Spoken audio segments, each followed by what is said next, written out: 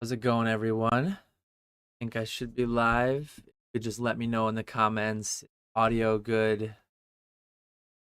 I do see that I'm live now on the other screen. No real set itinerary for the day. Just gonna be hanging out. I did put if anyone has any questions about Denver Collectacon, that's what's on my mind today. I fly out tomorrow to Denver. Super excited. Probably talk about PSA $15 grading. Probably talk about just general happenings in the hobby. So yeah, feel free to hit me with any questions. But I'm just gonna be hanging out, and right off the bat, why don't we get right down to business? Skater Nesto, who is the master of my recent thumbnails, the mastermind behind those.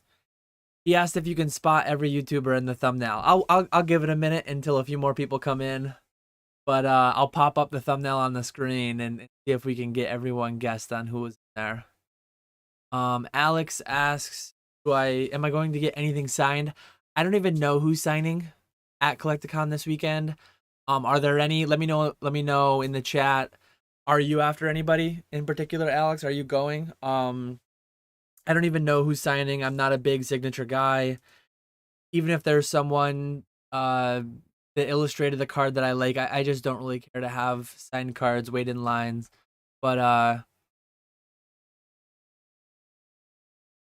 no, the Denver Collectacon's not today. Yeah, I guess the way my title is written up, hopefully people don't think I'm at Denver Collectacon right now. But financial freedom, yes or no? Yes, always yes. Brad, the Zard Hunter, can't wait to get his financial advice in person. I do have a little stack next to me of stuff that I'm bringing for people. And Brad, I do have, I say that somewhere. Oh yeah, right here. I've got your second anniversary Metazoo card that you won in the stream last week. So I will have that. But yeah, the Denver Collectacon is not today.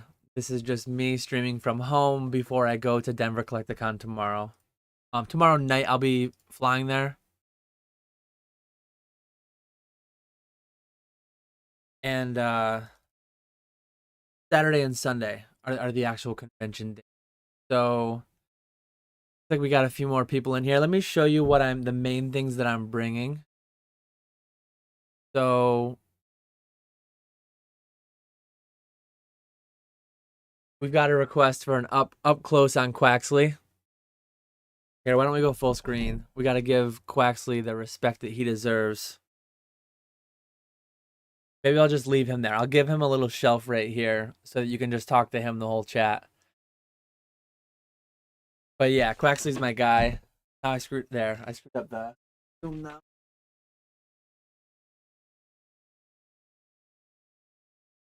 Will I be taking the Pokemon Company private jet? No, I'm flying with Frontier, which I've heard bad things about, but hopefully they get me there in one piece. Quaxley looks trim. There were a couple loose ends I had to trim up, so hopefully he'll still get the PSA 10. 50 wants to see the back. But yeah, these are gonna be the main things that I bring. I've contemplated, do I want to bring slabs? What slabs am I gonna bring? I'm not sure. I might just bring these heavy packs. I've got, if you saw it behind me in the other camera, I've got this Palms Off gaming case, just literally filled with packs that just fell out of it. I've got this thing filled with heavy packs, some light packs too. But I think the main draw is people like to gamble, myself included. People like to open product at conventions with other people, make content, all that good stuff. So I'm gonna have this entire case of heavy packs, a couple light packs. These are the prices. These are going to be the lowest you'll see anywhere on the market. Nick messaged me when I posted my story. He said his rocket is $525. So if Nick's rocket is $525, I'll go $520. I'll beat Nick's price. So your average player, you're not very late at all. You miss nothing. This is literally just starting to hang out. I've only been live for 4 minutes, so you didn't miss anything. If you want to go back and put it on 2x, you'll be caught up in 4 minutes, but there was nothing there. Um,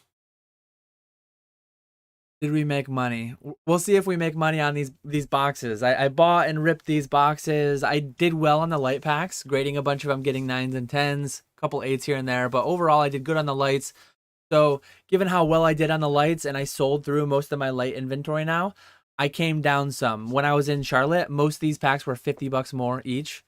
So Jungle and Fossil were 500, Rocket was 600. I think I was doing 600 on base as well, but now I've got it at 500. So I lowered my prices some. The market's a little softer. I think the prices of the boxes are down a little bit, but I also got good money out of the light packs. So I'm coming down some on the heavies, cash deals. You know how that works. So I'm willing to make a deal.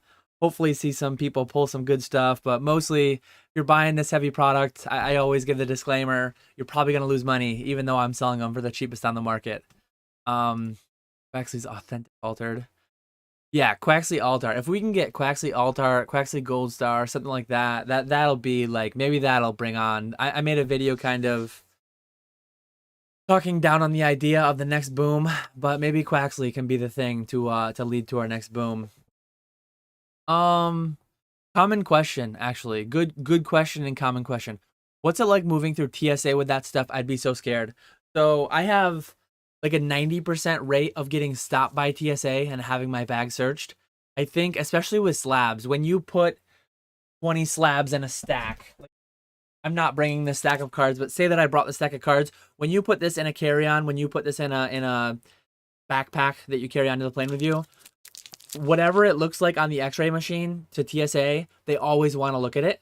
So yeah, TSA taking out your cards, going through them. I always worry a little bit that they're gonna like drop them, especially when I brought the trophies down to Charlotte to sell the Rusty. I'm not bringing trophies this time. I might not bring any graded cards at all, but there's a little concern. They see these packs. What if they want to open one to see what's in there? What if they're Pokemon fans and they just want to mess with you and they want to rip your pack for you? Never had it happen. I've heard of customs opening boxes, taking off the plastic seal, maybe opening one pack as well. I actually did have, this is a 4th print base pack. When I once bought a batch of 36 4th print base packs, unweighed, TSA opened one. They actually hit a hollow for me, but yeah, they opened one and got me like a Gyarados, I believe. It wasn't the 1999 to 2000 copyright date. It was just the 1999. Some amount of risk there. It is a little scary. Overall, is don't go through security being nervous. If you look nervous and you look like sus, I think that's the word the kids use these days. If you look sus and nervous going through security, I think they're more likely to flag your stuff. They're more likely to like, what's this guy hiding? Let me open up some stuff. So just, I mean, you have Pokemon cards. It's like, I'm going to a Pokemon convention. If I'm asked about it, if they wonder, like, and they're going to see the prices on there, this is my inventory that I'm bringing. Hey, here's my business card. Like, I'm an actual business going to a convention, selling Pokemon card packs.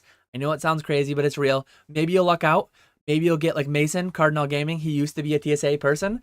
So maybe you'll get someone cool like him who knows what's up, checks it out, sends you on. But yeah, I've never had an issue. I've been checked 9 out of 10 times and they just look at it and they're like, oh, Pokemon cards, or they say nothing and they put it all back and it's all good to go. So I've done sealed boxes, I've done sealed packs, I've done graded slabs. They always look, but never had an issue. So yeah, that's what's up with that. Let me see. AP Sports Cards says Quaxley made a guest appearance in my dream last night. It was a normal workday. Why can I not move that? Here we go. It was a normal workday except with a Quaxley in the office. So it sounds like it was a good dream. Very, very good dream. If the wrong Pokemon's in your dream, it might be more of a nightmare, but not Quaxley by any means. I don't know if I'll bring slabs. I'll probably limit myself to like one of the PSA return boxes. I'll probably bring like 20. I think you can fit 20 in those. I don't think I have one handy somehow. But yeah, I'll probably bring a stack of like 20 graded cards, and then I've got like, what is it? Got like 30 or 40 packs that I'm gonna be bringing. I'm only selling Saturday. I posted an Instagram story earlier with these packs, and yeah, I'm only gonna be there Saturday. I fly out at like 1 p.m. Sunday. I'm probably gonna go do something with the wife Sunday morning. Maybe sleep in a little bit too, because I'm not gonna sleep at all Friday or Saturday night. So I'm I'm not even planning on going Sunday. Selling and buying is like I want to do a little bit of both, more selling than buying, but it's more networking, hanging out with people. Networking is the proper word if the IRS were listening. But yeah. Alex says make sure to pay Uncle Sam on those cash transactions.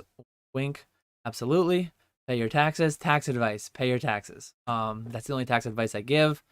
Let me go back full screen because the packs are just the packs. But in Quaxley we trust. Absolutely. What are your thoughts on Rev's 1K pack price for Deoxys? I thought it was reasonable, but at the same time, barely any value in a pack except sealed tax. Yeah, if I were to sell out of Deoxys box, I would do a spreadsheet. I would calculate the EV of opening those packs. EV is going to be horribly negative. I did a video with Jungle, Fossil, Rocket, those boxes that I bought in the past. Your odds of profiting were like 8% or less, very, very low. With Deoxys, it would be significantly lower. I don't know exactly off the top of my head, but it would be worse. And yeah, the EV on the box is terrible. The EV per pack basis is really, really bad as well. It's a gamble. It's a complete gamble and an experience, I guess, maybe. Not my, I mean, I'm a gambler. I've bought into some crazy box breaks, but I'm not buying into that one for sure. PSA always laughs at me when they open up my case and see a bunch of Pokemon cards. I've had it happen. Like I went to Vegas last year. I went to, this is going to be my third Collectacon. I've been flying a lot more the past year or two. I went to Worlds in 2018, 2019, than I historically have in my lifetime. And when I was younger, going on family vacations, I never would be stopped for anything. But 9 out of 10 times I've been stopped, just due to all the plastic, whatever it shows on their scanners. They want to look at it, but then they see Pokemon cards and it's all good to go. So yeah, graded guard. I actually do have a ton of graded guards. When I took the trophies, they went through a couple of my boxes. The trophies were in a separate one. They didn't pull those out. I was a little nervous they would, but I did have those in graded guards just in case they dropped them on the concrete floor. Hopefully they don't crack a case of a 5-figure card. That would be really, really rough. Let's see. Yeah, definitely definitely don't put anything illegal in your bag with your slabs or sealed boxes. Don't be looking sus at the airport. That is travel advice. Don't be looking sus at the airport because then you're more likely like, oh, what's he got inside these packs? Let me rip one open, see what's in there. Um, I do have sleeves in here, so like just just in case TSA starts ripping packs, I'll have sleeves and card savers handy. Let me. I'm actually gonna take. I got a drawer down here with card savers. I'm gonna put this on so I don't forget to pack it. Just in case someone buys my packs and wants it card savored and penny sleeved, or just in case TSA rips my packs and I'll card saver them and penny sleeve them in the airport. So I'd personally try and contact them beforehand and explain so there wouldn't be any issue. You're talking about TSA? I don't think you can really like. I don't know how that works. I don't think I can call up an airport and say like, hey, yo, I'm going to be coming through 11 p.m. flight. I don't think they're gonna do that or care at all. And if you call them and mention your name, saying you're gonna be coming through with something, they're way more likely to pull you aside and question you. And like, who is this guy? What does he think he's doing? That's my opinion. I would just go to the airport 2 hours early, whatever they recommend. Get through there. You're gonna be fine. Like, yeah, that's my thoughts. Question: with the economic downturn expected to ramp up in the coming year, what is your expectation on Pokemon and how much it will go down? Also, will it be the end of modern stonking? I'm assuming. It's so diverse, it's so broad. Some's gonna go up, some's gonna go down, some's gonna be flat. There's no singular answer to that. If the broader economy gets really bad, Pokemon could get really bad. That's very vague, but that's all I can give. I don't have a crystal ball. Hopefully, this is all cardboard. This is all. I care more about the real economy, the real market, than the Pokemon market. As far as like, I don't hope we go into a deep depression, deep recession, and millions of people lose their jobs, become homeless, things like that. If cardboard goes down and everything else is relatively fine, I'll be happy with that. Generally speaking, more like the real life side of things. I hope everyone just weathers the storm. I'm fine. That's where I'm at with it. Pokemon goes down the next few years, then will MetaZoo self-destruct. I think I don't think to some extent, they'll go hand in hand. They'll be correlated to some extent. I think a lot of the cardboard moved together in 2020. MetaZoo moved through a lot of that boom. MetaZoo popped or busted the same way a lot of the Pokemon bubble did. But again, very broad, diverse market. Some things are still up. Some things never went down. That's just a common answer.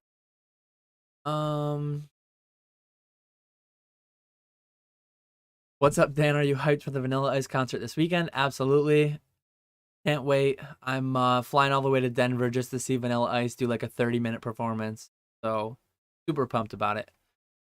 Yeah, if TSA starts ripping, I'll just pull out my phone and go live on Instagram or go live on YouTube, and I'll see how well the short performs. That's all you can do at that point, right? Looks like I'm caught up on chat again, just hanging out today. I will periodically shill my own wares. These are going to be the heavy packs that I'm bringing to Denver. If you're these are not like, don't message me on Instagram saying, hey, I saw your stream, I want to buy those packs. These are not PayPal goods and services shipped prices. These are like cash prices.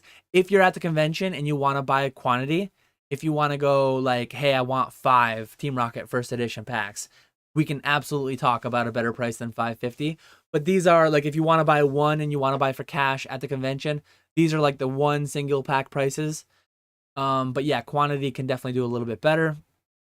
But these are not like goods and services, me shipping to you, especially because like the whole concern with a guaranteed holo, things like that. I don't want to open myself up to shipping to somebody. They buy this Flareon pack, they open a different Flareon pack, send a picture of a non-holo Wigglytuff saying it came out of this pack and scam me. I mean, that kind of thing can happen with the whole guaranteed holo. If you open it in front of me in person and you don't get a holo, I give you your cash back or I give you another pack. These things are all from boxes that I personally opened, and I'm 99.9% confident in all these packs. In some of them, like Japanese Fossil, it's a guarantee. Every one of these had a holo. Topps Chrome, that one, you don't get like a guaranteed Spectra, Sparkle, or Techno, but all 5 cards that come in it are Chrome cards. So there's, I say guaranteed holo, but like the 2 Japanese products are given. Topps Chrome is a given, and then the other ones are like the guaranteed holo heavy packs. But yeah, we've got like 35 people hanging out now. Ernesto put it in one of the early comments pre-stream. Can you spot every YouTuber in the thumbnail? So let's do a little quiz game. Start calling them out as you see them. I'm going to post the thumbnail. So there's the thumbnail. Who do we got here? Who do we got throwing down that dunk with the Pikachu hat?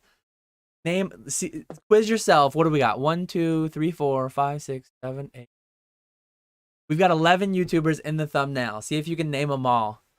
All 11, as far as I understand, will be in attendance. So I can't wait. I've met already all but... So 11, I'm included. I've met 5 of these people, and I've not yet met 5 of these people. Or no, I've met 4, and I have not yet met 6. So I can't wait. I can't wait until I meet the other 6. Let's see. 1.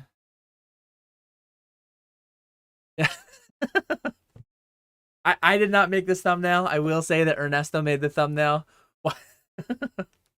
Why you gotta do DNA like that?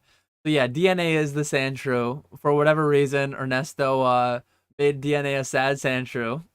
I don't know what the story is there. Sorry, DNA, if you're watching. Sorry if you're not watching. Ernesto did it.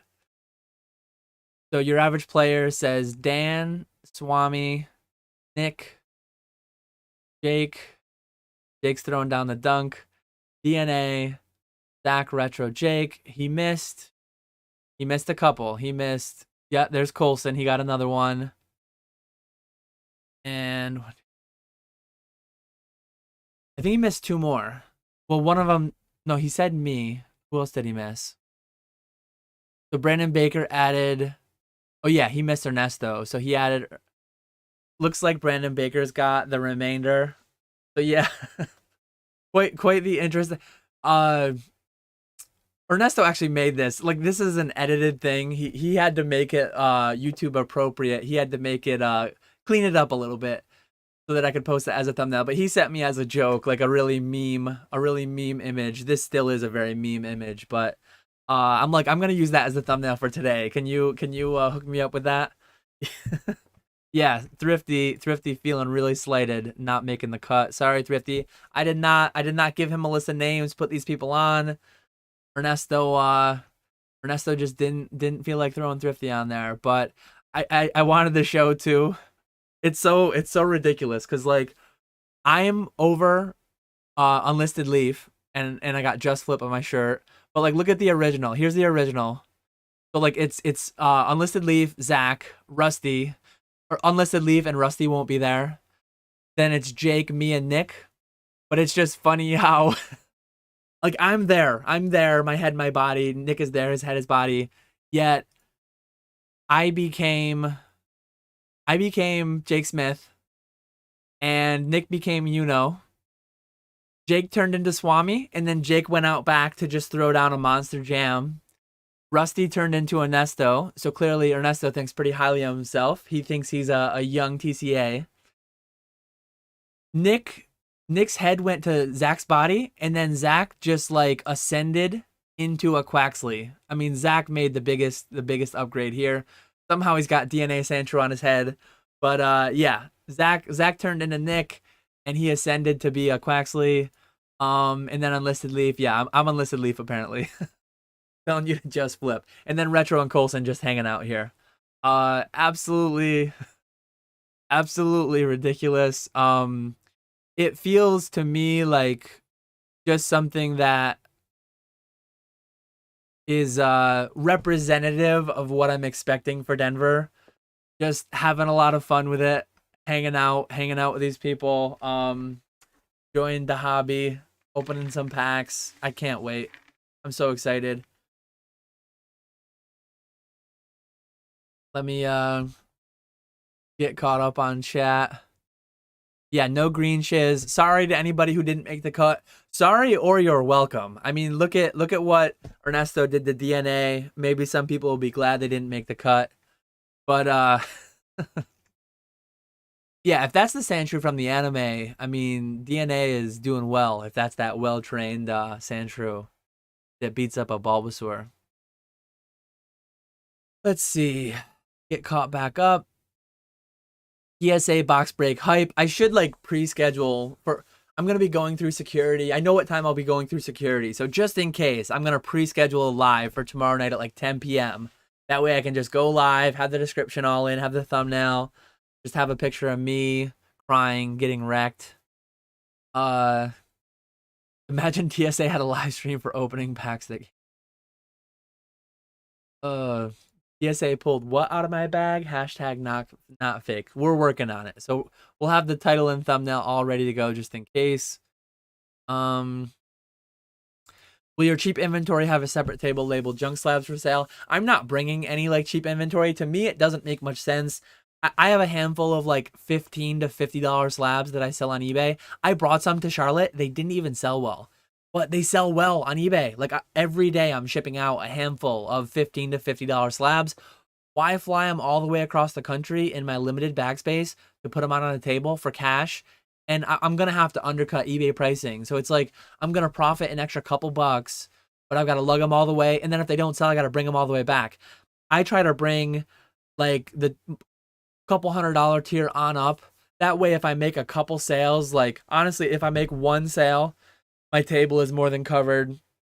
If I sell a couple packs, it's like not one for one because I do have a cost basis in this stuff. If I sell $1,000 worth of packs, it doesn't cover my hotel and flight that was $1,000 because I had a cost basis in it. This didn't cost me zero, but still, this is just the way I'm gonna go with it. If I bring any slabs at all, like I said, it'll be about 20 of them, and I'll target somewhere between like the $50 to $500 range. Just because like when I get a hit, when I get a sale, I want it to be meaningful. I want it to be like a decent, okay, this moved the needle. This made me glad I brought it.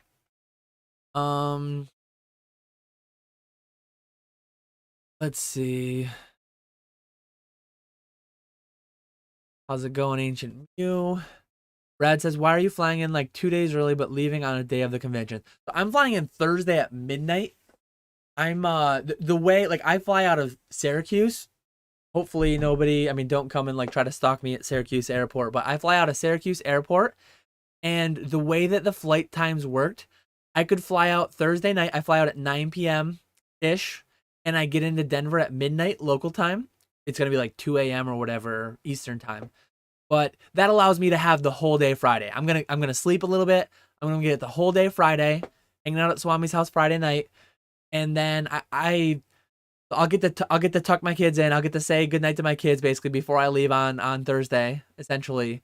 And then I have all day Friday in Denver, all day Saturday in Denver, flying out Sunday when I did, because the way that it works, it's like flying back into Syracuse, there's one or two options. You can either fly out at, maybe there's three options. 8 a.m. I'm not flying out at 8 a.m. on a Sunday, nor I guess I could have flown out at 8 a.m. on a Monday, but my wife has work Monday, my son has school. Like I kind of need to be back to help pick up my kid from school and do like normal life things too. So Thursday night red eye into a Sunday afternoon flight out was just the best way I could make the weekend work with the limited options that Syracuse affords me.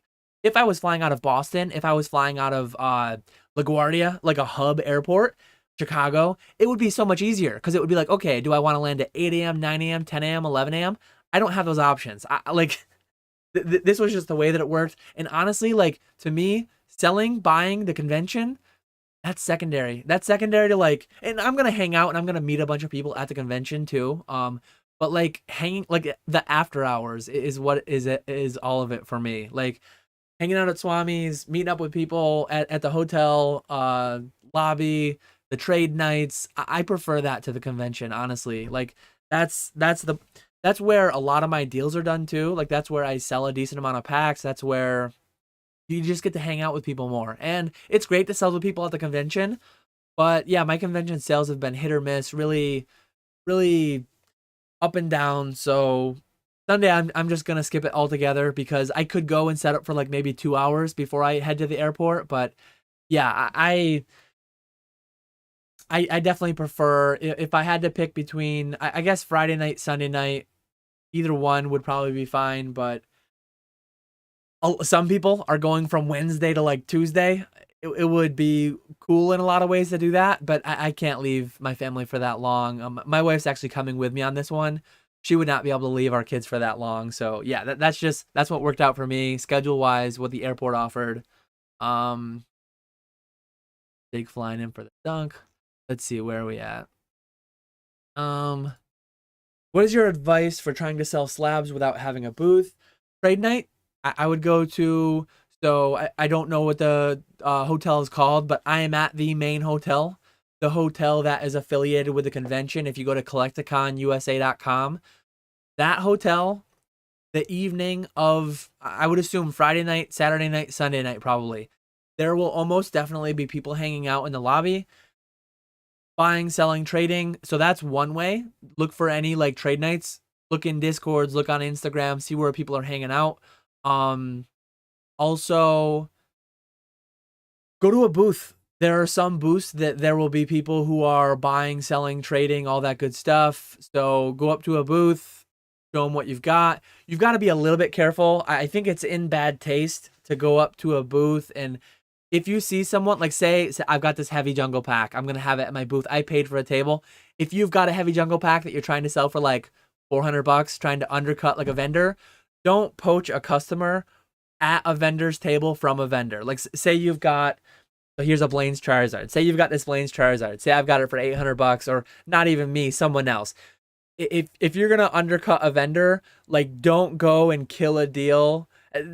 I find that in bad taste. I know that that's something that does get done. I've heard people with game stores talk about how that all works. Like I don't advocate that you go and try to poach people from vendors' tables that way, but go to a vendor, put it on the table, show them it, see if they'll make an offer.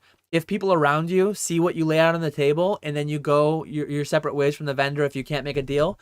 And yeah, I mean, you might get someone to see your stuff that way and they might make a deal. That's fine. But like, don't cut in and try to like, don't try to have a table without having a table, I guess is what I'm trying to say.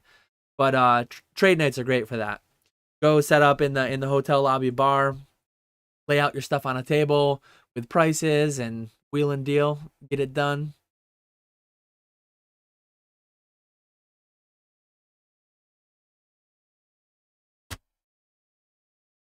Ernesto apologizing. Hopefully Elise will forgive him. The Topps Chrome packs. Yeah, so these are the same. It's these are loose packs from years ago. So I opened well over 10. I don't know.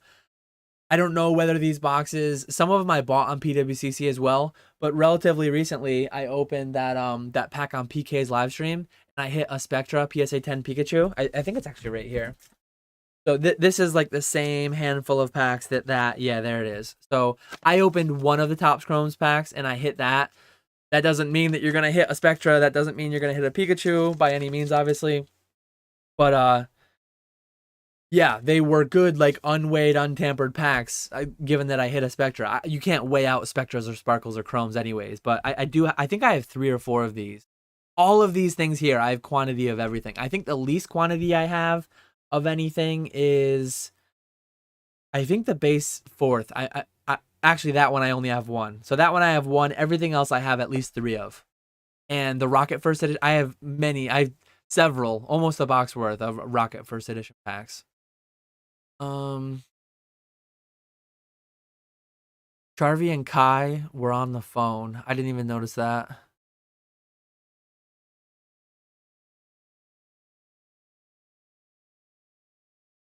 I can't even see. Charvy and Kai on the phone. I don't even see them, but anyways, I think we've got enough of the thumbnail.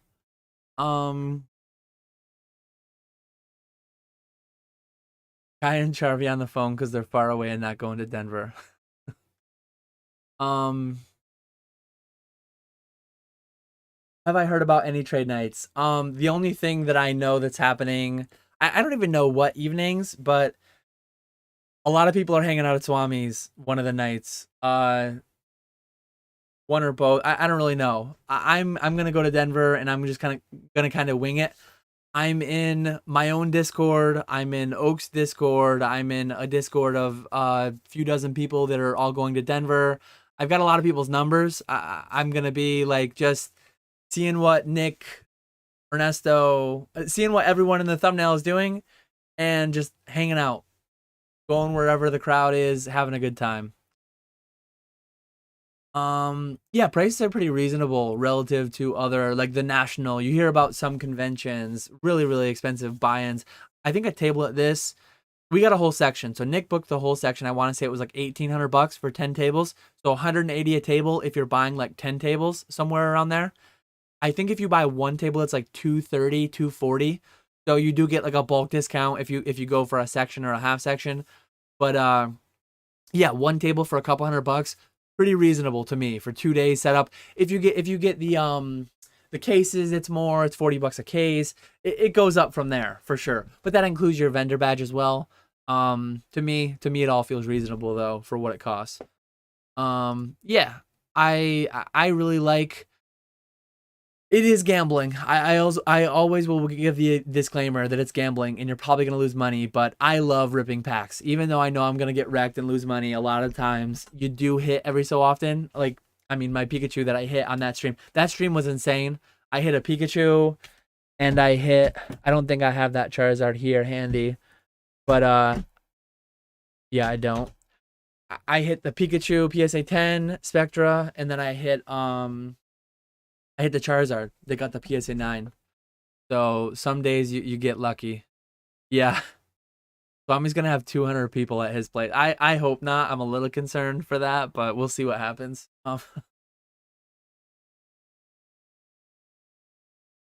But yeah, that's go back full screen. That's that's what I've got going on. That's what we're looking at for Denver. I did a live stream last night. I shouldn't have stayed up as late as I did. Jake, Nick, and I talked about Denver for a little while. Then we did just a general Q&A. Stayed up till like 3 last night, practicing for Denver. Sleep deprivation. I'm gonna try to get a good night's sleep tonight because there's not gonna be much sleep for this weekend. But I'm really looking forward to it. One thing I did want to mention too. I wanted to mention for anyone who hasn't seen yet. I probably won't put it on screen because you can go easily check for yourself. But PSA recently launched, and I did a video on it Monday, the $15 tier for grading. And originally it was posted as limited time only, but now they've actually gone and they've put a date to it. So for anyone who's unaware, October 31st, you have through the end of the month to submit the $15 TCG special. I forgot to record a video of it. I was going to show the video during the live today. I did a 75 card submission. I did a 75 card submission on yesterday. I dropped it off. I did a 75 card submission at 15, and I think I sent 15 cards at 30. So my plan for the remainder of the month, I have a ton of seance coming in next week that I have to rip. I'm going to do that the majority of next week, but I'm probably going to try to get out somewhere between 200 and 400 cards at the $15 tier. I think that it could be a little bit of a trap. I think PSA is smart. I think you should not open a $15 tier indefinitely. For them to say it was limited time only, great idea. It could go two ways though. Did they put the cap of October 31st to induce FOMO, to get a lot of people to submit cards between now and the end of the month, knowing in their mind that they're going to lower it to like 12 in a few months? That's one angle that could be the reality. I have no idea. The other angle is that in the past week, since they've announced the limited time $15 special, they might have gotten a ton of cards. They might have gotten, because not only did they open 15 for TCG, they opened 18 for sports. I don't know if 18 for sports expires at the end of the month as well. But yeah, they could have gotten, they could be getting inundated right now. They could be getting a lot of cards. I don't know what this is. They could be getting a lot of cards. Let me get rid of this. There we go. So yeah, they could be actually getting in. Oh man, we got 400,000 cards in a week. We only grade 1 million cards a month. We're gonna get in more than that. Let's put an end date on this so that we don't like build a backlog again. That could be it, or it could just be like, hey, we're gonna make the price 12 before the end of the year. Why don't we make it 15 for 1 month only? Induce some FOMO, and then maybe get a couple 100,000 cards, get a few 100,000 cards, and then, yeah, close it, let it go a month, and then open up the 12. That would be kind of like the evil. That's like the tinfoil hat side. Let me know in the chat. Does anybody have any thoughts, any speculation as to what the deal is with the $15 expiring at the end of the month? I still think that we will see 15 come back early next year, if not slightly lower than 15. So I don't think there's a huge rush. What I would say, not financial advice, I would say if you have stuff that you can make a margin on for flips, send it at 15. If you have PC items, I would personally wait longer still. If you're truly going to keep a card for 10, 20, 30 years, there's no rush. Right now, the $15 tier has a $200 limit for declared value. That's going to go up, and or the price is going to come down. I think the price, you'll see $12 or $12 $200 value limit by the end of next year. Will you see 10? I still don't think you'll see 10 or sub 10. I think you'll see 12 though. 12 to 15, it's not a huge deal, especially if it's inventory to sell. I think you're better off getting it in there. There's certain stuff that I sent at 18 3 months ago back in July that I'm glad I sent it 3 months prior for $3 more, basically paying an extra $1 per month. Some of those are already coming back. None of mine are back yet, but a lot of people got them back. So if you had to choose between sending out a card today at 15 for a 4 to 6 month turnaround time, that's a guess, versus sending 3 months ago, getting it back today for $3 more, that was a great $3. That was great value on the $3 that you spent to have it in hand today to take to Denver and sell before the holiday season. We have no idea what the economy will look like. We have no idea what the broader Pokemon market will look like. So having those slabs in hand today for spending $3 extra 3 months ago, that was a great play. I did send out 800 cards, approximately 700 to 800 cards at 18, and I don't regret it at all. Like, I'm happy that I did it. I don't normally look at my Lord Pokesmoke mentions his 18 entered assembly. Congrats on that. I do have one of my $18 in QA2. I don't normally look at it, but a lot of people have been asking me. A lot of people have been talking about their 18s coming back. So like a week ago I checked it. I'm like, man, can I get something before Denver? I didn't. My submission that's in QA2 as well, it is the perfect one to have gotten back before Denver. It's not coming back. I won't have it. But it's Scream promos.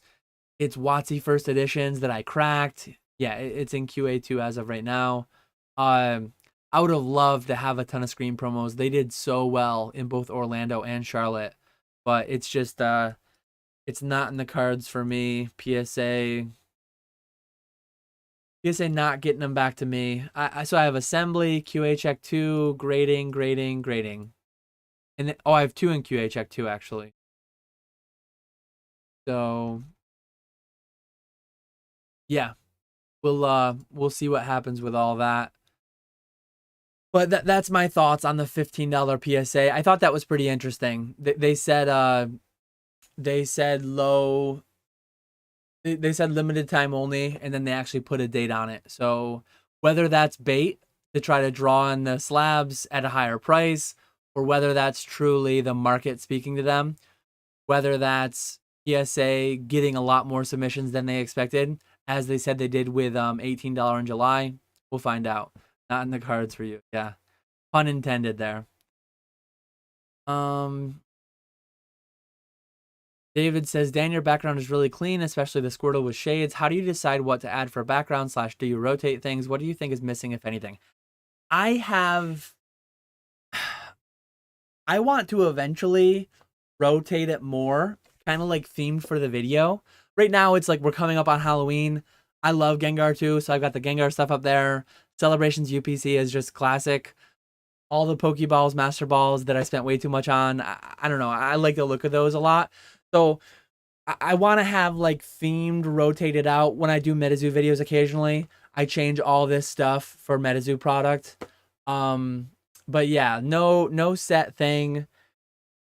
It hasn't been rotated as much as I'd like to, and I plan to in the future, but I appreciate you saying that it's nice. I haven't installed them yet, but I got shelves that are like a foot longer.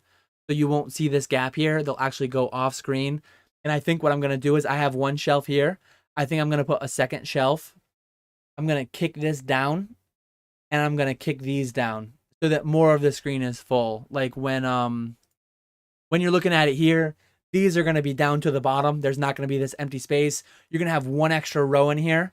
Or like right now I've got like 8 sitting cuties or something. Then I can fit like 50 sitting cuties. I can't wait till I can fit so many. Hey Mason, how's it going? Looking forward to seeing you in Denver. Catherine, I don't know what you're doing in the comments, but you had a lot of messages of just nonsense in a row. So I I put you in timeout.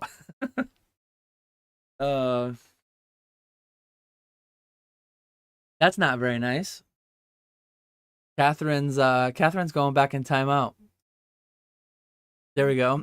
That was another 5-minute timeout. We'll see what she comes back with. Maybe she'll get the permaban after that.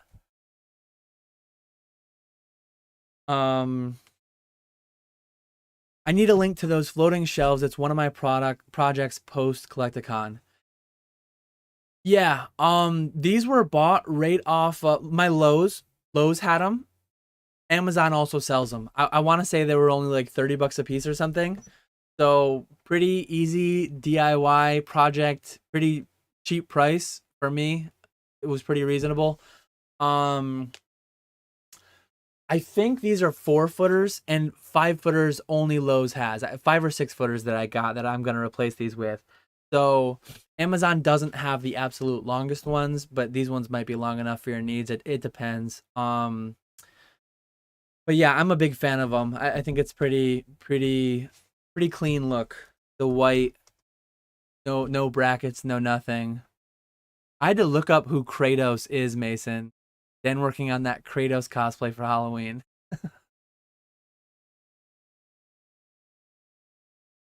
Appreciate it, J Rob. Yeah, Vandy, DM me on Instagram. If you can't find them, I can link you to the exact ones that I have from Amazon. But I also did find them at my local Lowe's. A little bit cheaper, not having to pay all the. Well, Amazon is free shipping, but nothing's free. Free shipping isn't free. They build it into the price. So getting them at my local Lowe's was actually cheaper than buying them on Amazon. We need to see the red line. I don't know what's the red line.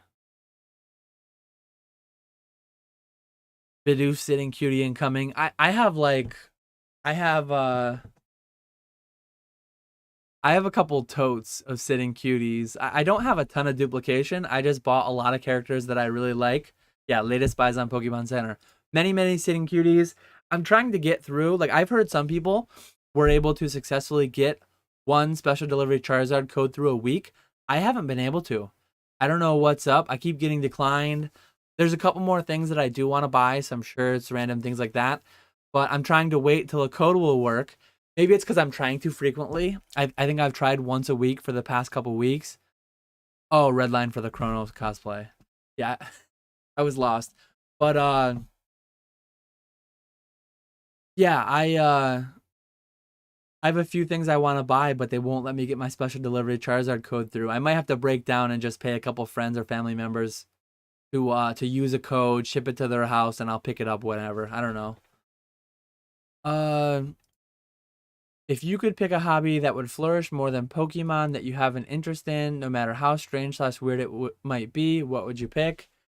Pokemon is like my biggest side hobby. It's my biggest passion at the moment.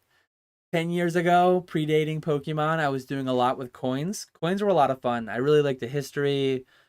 I was a chemical engineer. I really liked the coins actually. Silver coins, gold coins, there's some intrinsic value there. Silver and gold prices can crash a ton, and they have in the past as well.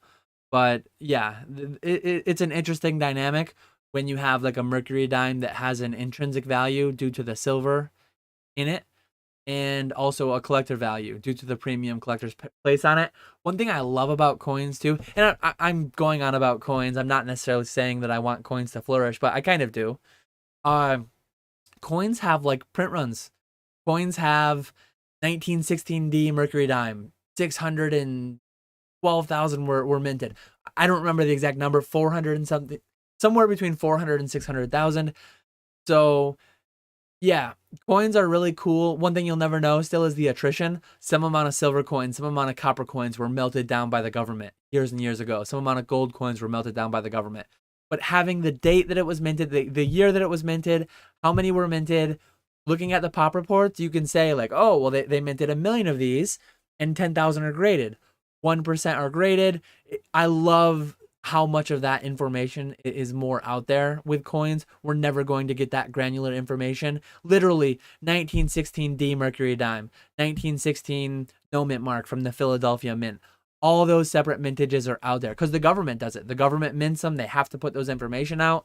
It's really cool. But I guess coins.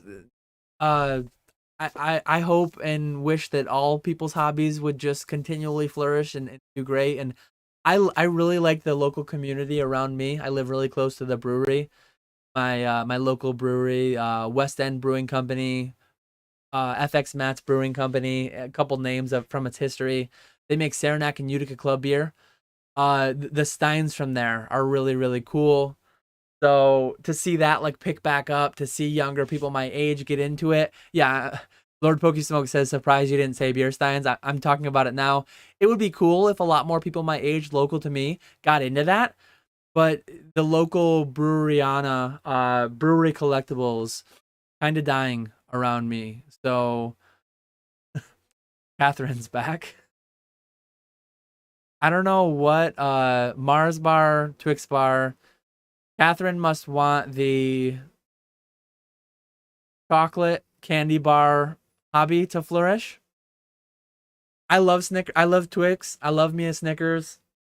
I think yeah, Mason got her that time. um, I think it would be great if the candy bar hobby could flourish as well. I, so I noticed you didn't say the zoo. What was the question specifically? If you could pick a hobby that would flourish more than Pokemon that you have an interest in, no matter how strange or weird it might be, what would you pick? Yeah, I started with coins, and then I went on to Steins. MetaZoo would be great too. I, to say that flourish more than Pokemon, I guess I was trying to stay realistic by going with coins first. On any kind of a short time frame for Pokemon or for MetaZoo to flourish more than Pokemon is like that's hard to that's a hard sell. Coins already are to a large extent. The high echelon of coins is way higher than the high echelon of cards. One thing that's a little concerning for me with coins is like the age, the demographics. I don't know that coins pick up the young demographics as well as frequently as like Pokemon. So what will the coins versus Pokemon cards thing look like in 10, 20, 50 years? No idea. But like, yeah, I think I have a hard time imagining MetaZoo ever surpassing Pokemon in any reasonable way. I mean, it's Pokemon is a behemoth right now, and I mean MetaZoo, I think MetaZoo is doing great, but flourishing more than Pokemon.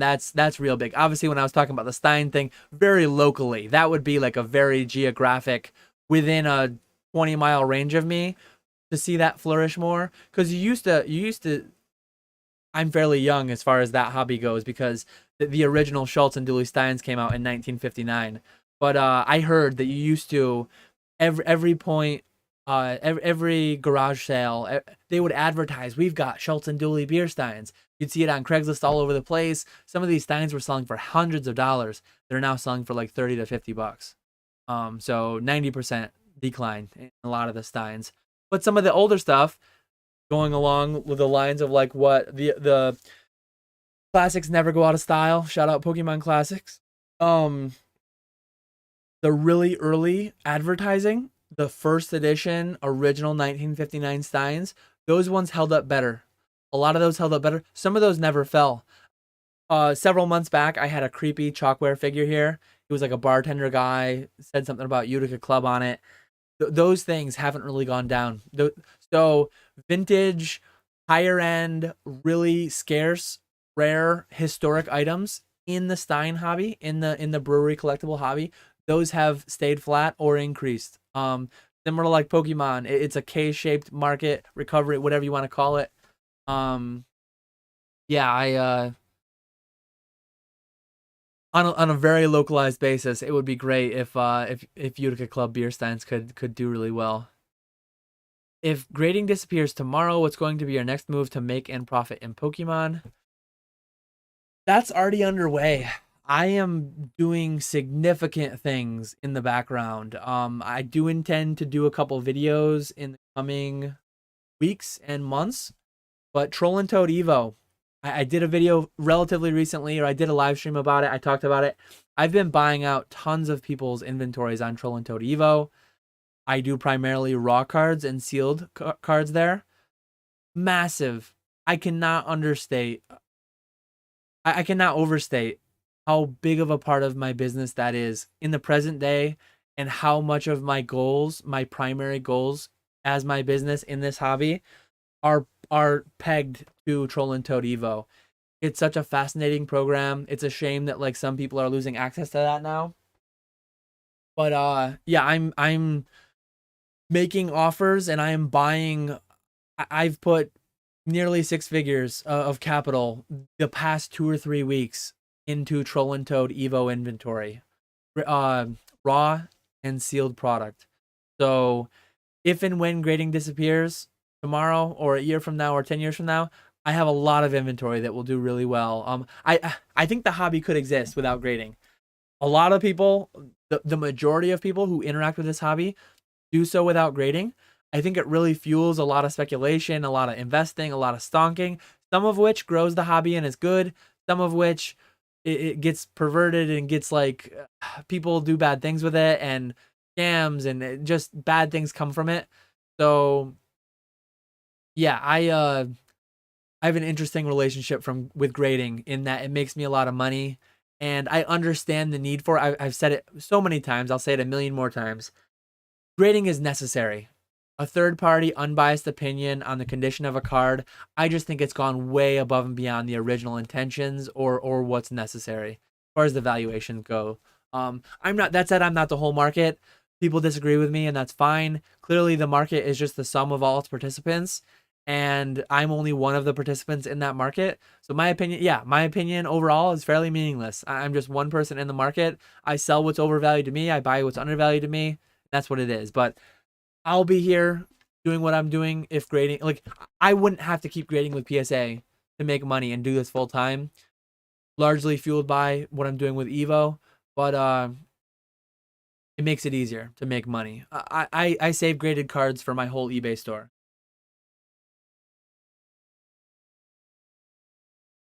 Um, we got an amazing spot at Denver. The booth is going to be swarmed all weekend. I should actually pop that up on the screen while you mention.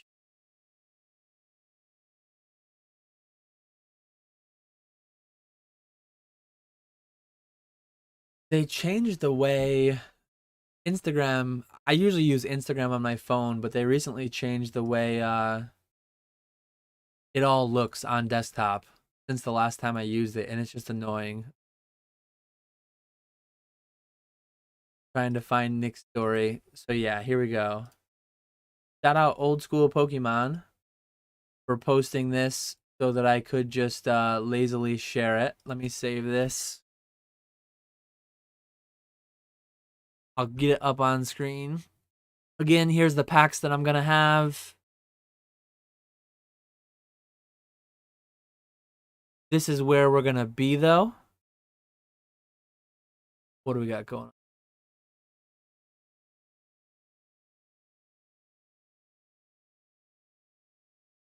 Dropped horribly. So yeah, if you're going to Denver, booth section 36. So you walk in right there. You walk in, straight ahead of you is gonna be, looks like Heritage. The resolution is not great. So Heritage is gonna be straight in front of you. Go like 2 blocks down, and then you'll see Whatnot. We're right on the right side when you walk in. So stop by section 36. Nick, looks like Nick tagged a lot of the people who are gonna be there. Not everybody. We've got a lot of people sharing tables. Me, Jake, Ray, Josh, the old card shop. I haven't met DNA yet. I've heard his name, but I forget it. I forget DNA's name. I can't. I'm excited to meet him. Colt, Peek That Chew, Bandy, Swami, and then Mason, Cardinal Gaming. We're all going to be there, section 36, as well as many more people. Many more people are going to be there. Can't wait. So, yeah, if you're in Denver, be sure to swing by the booth. There it is. I think we did get a great spot. Mr. Walrus, I see something about a lawnmower. This is going to be good. Let's see what we got here. You're mowing your lawn and hear laughter and joy coming from your bedroom. It's your wife and kids. They bought Pokemon and Metazoo to rip at above MSRP. What are you doing? There's going to be a big scolding session going on. They know that they have access to wholesale Metazoo and wholesale Pokemon. So if they bought it above retail, I'd be very unhappy with them. We can always fulfill some of my Evo inventory direct to my house, just pay shipping costs. So yeah, they do partake. They do rip Metazoo. They do rip Pokemon, but we only rip wholesale so that we can get that low cost basis in this household.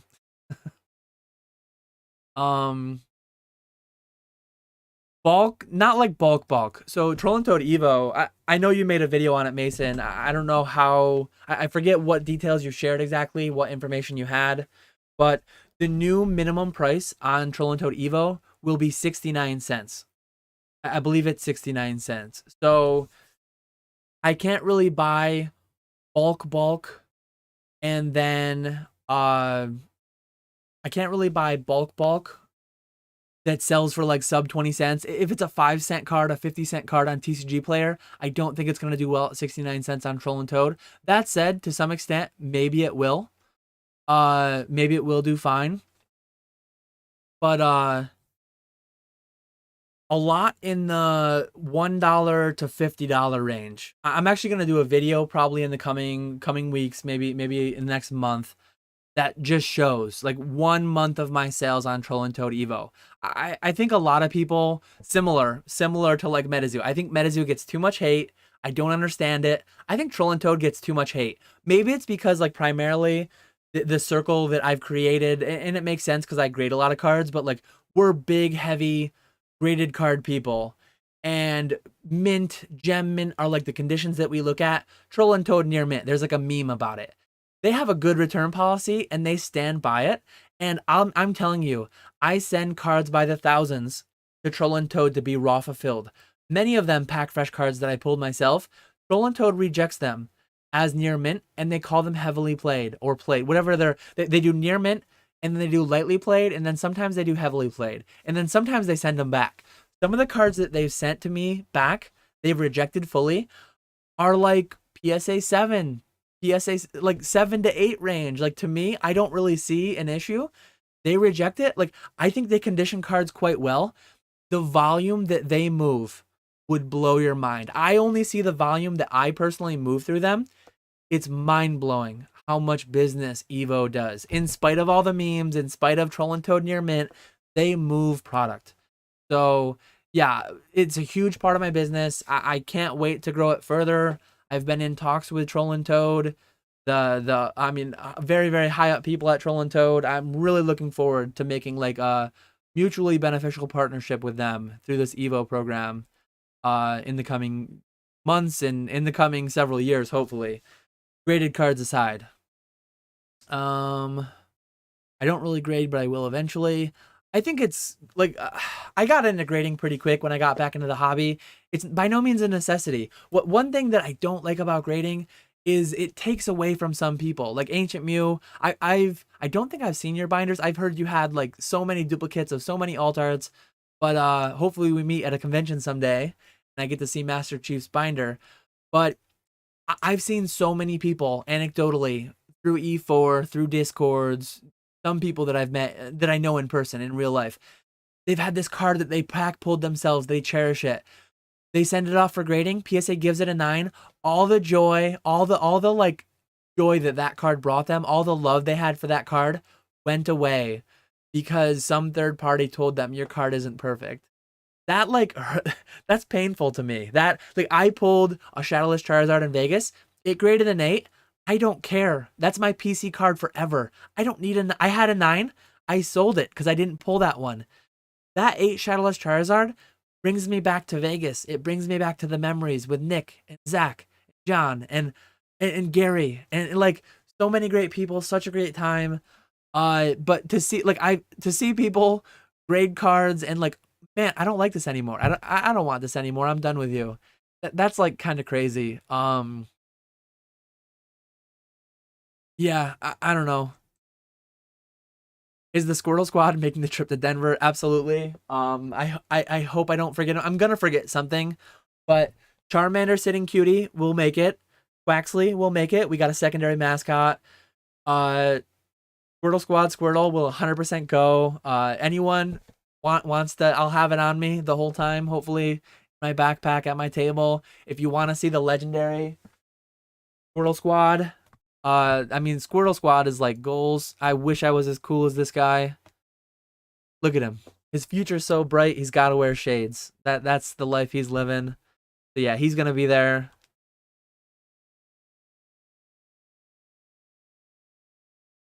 Let's see. I don't know about that. I think that's a little bit of hyperbole. But nice to see you stop in. I think someone might be making a trip to Denver as well. Good to hear. I don't personally think I actually talked about this last night on Jake's stream, Pokenomics with Nick and Jake. I think PSA and CGC, it blows my mind that they ever tried to originally. It's such a small, like so much R&D, so much effort, so much risk. Say that these were really poor production quality. Say that 10 years from now, even like raw graded anything in a binder, say that this paint starts peeling off. Say that the paint starts failing.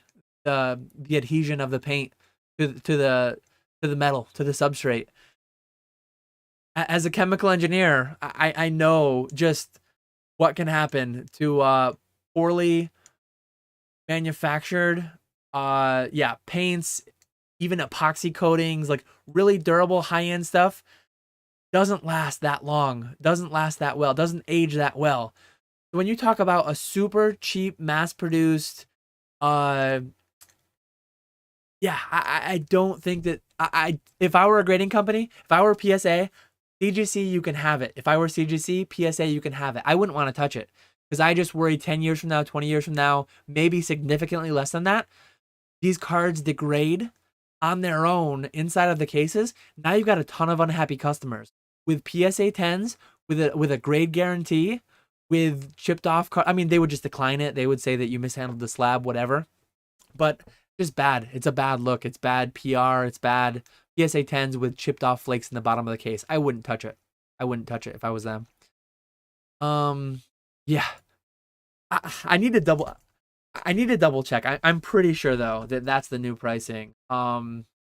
They went for the meme number. I'm sure that they used some actual spreadsheets. I'm sure that they did some actual calculations. I don't think they chose that number for a meme by any means. But fulfilling a card, 20 cents was the low list before. Let me find my email. 20 cents was the low list before. And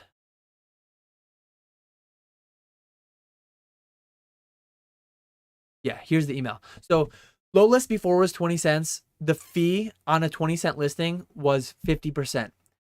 So they were fulfilling a card in a warehouse of cards. Troll and Toad has 100,000 square foot plus warehouse. They send somebody, or I don't know if they have a robot, or they send a person or a robot, whatever the case, for 10 cents, for 50% of 20 cents. For 10 cents, they would fulfill individual 10-cent cards. Mind-blowing to me. It takes me approximately 1 minute a card off one. I have one shelf across from me that has like my 10, 20,000 singles. They have millions of singles in a whole warehouse. They have MetaZoo, they have Pokemon, they have Yu-Gi-Oh, Magic. They have tons of stuff. How can you pay someone a wage and fulfill a card for 10 cents a piece? 30, 35, 34 cents a piece, much more reasonable to me. That's probably like they did the math, they did a spreadsheet. I don't think they used 69 for a meme thing. I think that's just where the math worked out, but much more reasonable to me. How it works out. Mason says buy bulk 4 for per 1,000 makes $700. Buy bulk 4 per 1,000 makes $700. Well, yeah, they're not gonna. A lot of cards, like right now on Evo, there are cards that don't sell for 20 cents on Troll and Toad because they sell for like 5 cents, 4 cents on TCG Player. So you can't just list everything and anything for 69 cents and expect them to move. Because as of today, as of right now, there are thousands of listings, thousands of essentially dead listings on TCG Player where the listed quantity between all Evo merchants and Troll and Toad themselves might be thousands. And like 1 or 2 or 20 or 30 are selling per week. So there would be a play to some extent, buying bulk, going through, pulling out the scoop up nets, pulling out the playable cards. As always, Danny Phantom style, watch his videos, learn what cards you need to pick out of your bulk. Those plays would be there, but you can't blindly send 1,000 random cards to Troll and Toad because they charge you 6 cents per card too. 6 cents per card to get them listed. 6 cents per card on 1,000 is only $60. But $60, then you have to pay storage fees. You pay an access fee to have an Evo account. You definitely can't just blind buy bulk. It'd be a very losing game. This hobby's so easy. So yeah, Mason was probably memeing there when he said that, but Dan's still charging his kids and wife. Yeah. Yeah, any cards removed for personal use. There's a field for that on your taxes. Because you have to pay. You can't get tax exempt. You can't pay. Yeah, you can't use your business to buy your collection. That's why everything's inventory. You can't have things. There's a line to put what you remove for personal use. Can't wait to see you Saturday either. Definitely come stop by the section. Really excited to see everyone. How's it going, MetaZool? Um, David asks, I know this might be a bit out of the pocket in terms of your content, but would you ever make a video where you take a look at people's collections and rate/comment on them? My first reaction, I didn't pre-read this comment before I started asking it. I wouldn't want to rate someone's collection. That just feels wrong to me. I have my own goals. I have my own likes and dislikes. I don't want to yuck people's yums. I don't want to look at someone's collection and think like, oh, you've got that. You paid X for it. I could have gotten it so much cheaper. I sold it to you and made a bunch of money at that price. I don't want to be like, oh, you collect Japanese. I collect cards. I don't want to rate someone's collection out of 10. As far as like grading them, I mean, PSA rates them out of 10, right? They grade them objectively, fairly inaccurately, but yeah. If someone wanted to send me a picture of their collection, I'm trying to think of what way this content could work.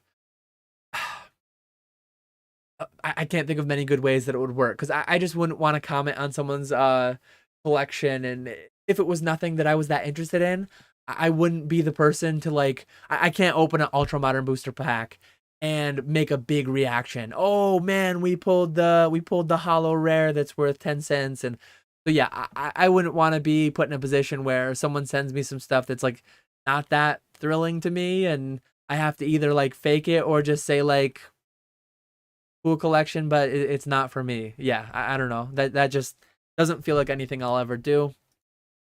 Yeah, the MetaZoo tournament, I don't know exactly how it's going to be set up, but there are a handful of MetaZoo people that I am intending to see while I'm at the convention as well. One of the two. Well, I'm only there Saturday. So, yeah, Saturday, I mean Basic Trainer, Basic Caster is going to be playing in the tournament. I do hope to see him at some point. There's a few I'm in a Discord with some NFT owners. I'm in a Discord with like some partners. Definitely a lot of people in the MetaZoo community I want to see as well. As with my business is a large majority Pokemon and smaller for MetaZoo. That's probably how my time will be portioned for the weekend. Because I just have so much deeper connection so far. That said, I do want to grow my connections in the MetaZoo community. I do want to grow my connections, meet more people. When I went to Orlando, I did meet and talk to a couple. When I went to Charlotte, I met and talked to a couple more. So yeah, if you follow me for my MetaZoo content, probably a very small sliver of people watching this right now or watching this before Denver. But stop by and say hi. Whether you're into MetaZoo, whether you're into Pokemon, if you're into neither, if you just watch my content, if you watch Nick's content, Mason's, all these people are gonna be there. Stop by, say hi. Looking forward to it. Mr. Walrus says, if PSA doesn't like my card, neither do I. No, future so bright, gotta wear shades. That is not me at all. That's a song. I'm so bad with. Says it's by Timbuk3. Future so bright, I gotta wear shades. Yeah, so that's a song by Timbuk3 apparently. I had no idea who it was by, but that's absolutely a song. Someone might make a trip to Denver. um Dan, make more Squirtle Squads and sell them, easy money. I should hit up Nick and get a handful of like mint raw. I don't have any mint raw Squirtles really. I probably have unlimited ones I could definitely do it with because I have a lot of unlimited raw mint ones from opening decks a while back. But I might try at 15 making a couple Squirtle Squads and just seeing what they do with it. I kind of think that these days that they would just return it either inked or they'd return it ungraded. Like I don't think they'd put the 9 marked anymore. I think I'm not pumping this up. I'm not selling this card. This is not like inducing FOMO. If someone else can replicate this, that's awesome. I think you might have a hard time though. Like I think if you sent the same card, PSA would either send it back raw for being inked. I don't know though. I might try it just for science. I'll have to find an unlimited Squirtle. I'll have to employ someone else. So maybe in Denver, I'll bring an unlimited Squirtle. Let me make a note if I can find a good mint unlimited Squirtle. I need to employ someone else, my wife or someone else, to make a Squirtle Squad. And then send it to PSA at 15 and see if it gets graded as PSA 9 marked. I think I might not though. Chat BN, are you not fuming with your November 2020 submission not being back yet? I'm not happy about it, but like getting hung up on it, being super mad about it, it doesn't do anything except make my life less happy. I've not been like emailing Ludkins every day. I've not, I mean, I talk about it. I probably talk about it more than I should. I do bring it up relatively frequently because it is annoying. But as far as fuming, no, like me being fuming versus me being mildly irritated, it doesn't make any difference. It's not going to bring the cards back quicker. They'll come back when they come back. That's what it is. It's an unfortunate situation. All you can do is deal with it. Yeah, that's general life advice. If you worrying about it, if it's something that's outside of your control or it doesn't affect you, clearly this affects me, but it's outside of my control. I can't worry about it. You can only worry about things, one, that affect you, two, that are within your control. If it's not both, if it doesn't check both those boxes, don't waste energy worrying about it because, yeah, I mean, if it doesn't matter, that one's easy. A lot of people spend a lot of their life worrying about things that, one, don't affect them, two, they can't control, or worse, both. Like, it checks neither box. That's just a waste of energy. That's a waste of life. Don't do that. So, yeah. Little bit of advice that transcends Pokemon alone. Do you think the price difference between raw mint cards and PSA 910 will ever get close to each other? It is. For a lot of cards, it is fairly close. Close is a relative term.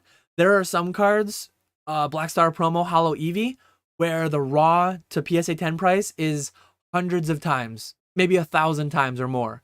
There are some cards where, like Moonbreon, what is that? $500 raw, 800, 900 bucks PSA 10. So 2x or less sometimes. There are examples where it's 2x or less. There's examples where it's 500, 1,000 extra more. Some of those will come closer. Some of those will expand. It's a very broad and diverse market. If you give me a specific card and you ask specifically, like Greninja Gold Star, PSA 910 price will come down significantly to get closer to raw price. Will it ever be raw price? Probably not. But look at sports cards. There are cards that you can buy them as cheap in a PSA 9 or PSA 10 as you can raw because nobody wants them. Like they're functionally zero. They're in dollar bins at National. Mint graded because no one wants them. So we will get there in Pokemon. Amazing rares are close. I mean, there are a certain amount of cards that PSA 10s are selling for $15. Raw, they still might be $5. It still might be like a 3x, but with what grading costs, with what grading is always cost, like that's effectively the same price. Crazy.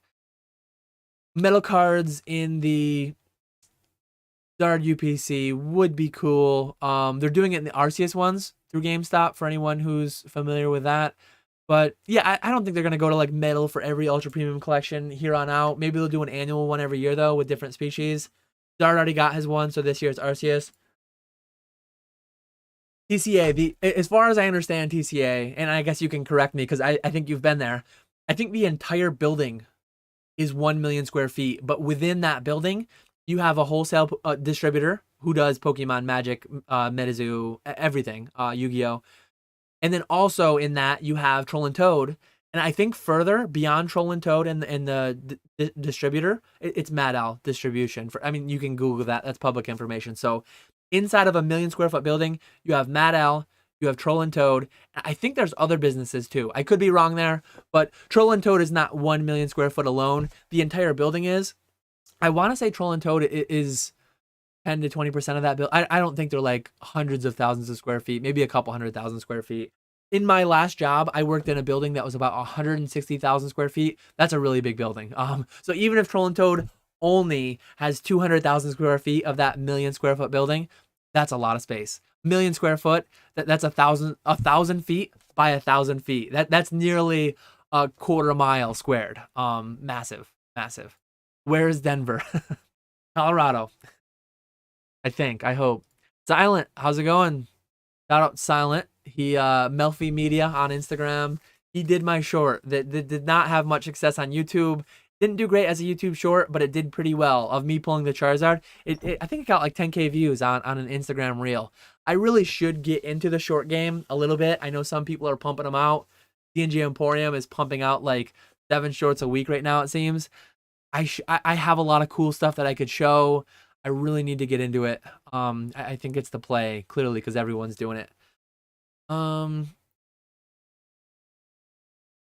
they certainly have. They definitely have some amount of automation in play. I don't know exactly what they do, but still, fulfilling a card, no matter what technology they have for 10 cents, feels way too cheap. Just feels way too cheap to me. Probably fairly similar to Walmart, Amazon. One nice thing that Troll and Toad has too that Walmart, Amazon, these other places don't have, they, generally speaking, they have like one thing they're dealing with. They're dealing with like trading cards. This is the closest card to me, one of my favorites. Um, they're dealing with one item, one shape, one size. There are those like Roca sorters that use a vacuum to pick them up. Every item, not every item, most items they handle, 90% plus probably of what they handle are single cards that are all the same dimensions. So as far as like creating the technology to automate and to move and to handle, it's probably a lot easier task than what like Amazon has, because they have so many different package sizes, so many different odd shaped items, and all different kinds of things. Um, yeah, shout out Professor Oak. I heard he's not going to be making the trip. Professor Oak and I were in the same building. I think he's also 6'4". I don't know how I didn't see him. I don't know how I didn't run into him, but we were both in Charlotte, I believe, or maybe Orlando. Maybe you were at Orlando. Whichever one you were at, I did not unfortunately meet Professor Oak. Can't wait to meet him down the line. Um, Having a kid in the coming week. So good luck, Professor Oak. Shout out Professor Oak. Go check out his channel, his Discord, all good things. Looking forward to meeting you someday, but staying home for the family. Never know when the baby might come. That's the play. That's the play. If you were to miss that somehow, if some like Denver's gonna be awesome, but the birth of your first child is going to be way better. Very much can attest to that.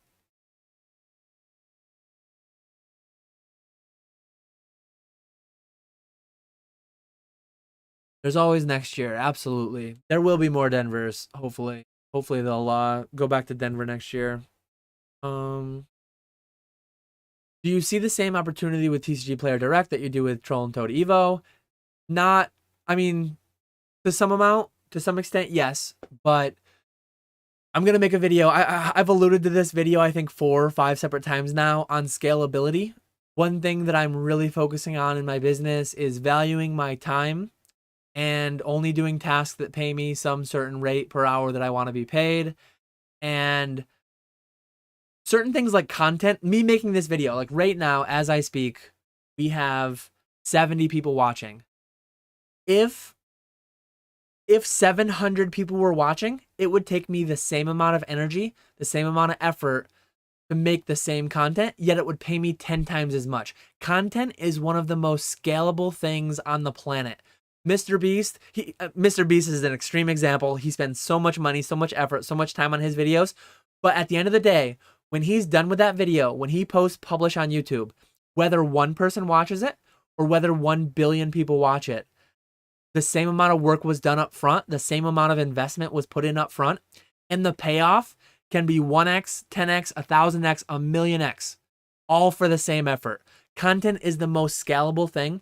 The nice thing about Evo that's scalable, it's, I can't say passive. It's not truly passive. It's not like stocks in an IRA. It's not like you go to sleep, Coca-Cola is still making Coca-Cola, things like that. But I need to source the items. I need to send it to Troll and Toad. I need to price my inventory. But once that's done, once I put my once I put my Japanese base deck on Troll and Toad for $500 or $450, once it's there, they own it. They own the fulfillment of it. If and when something goes wrong, they own the customer service of it. Let me give a little teaser into an upcoming video. Let me just look at my Troll and Toad Evo stats. And this is not at all to brag. This is not at all. This is just, as is the whole channel, informative. This is to inform.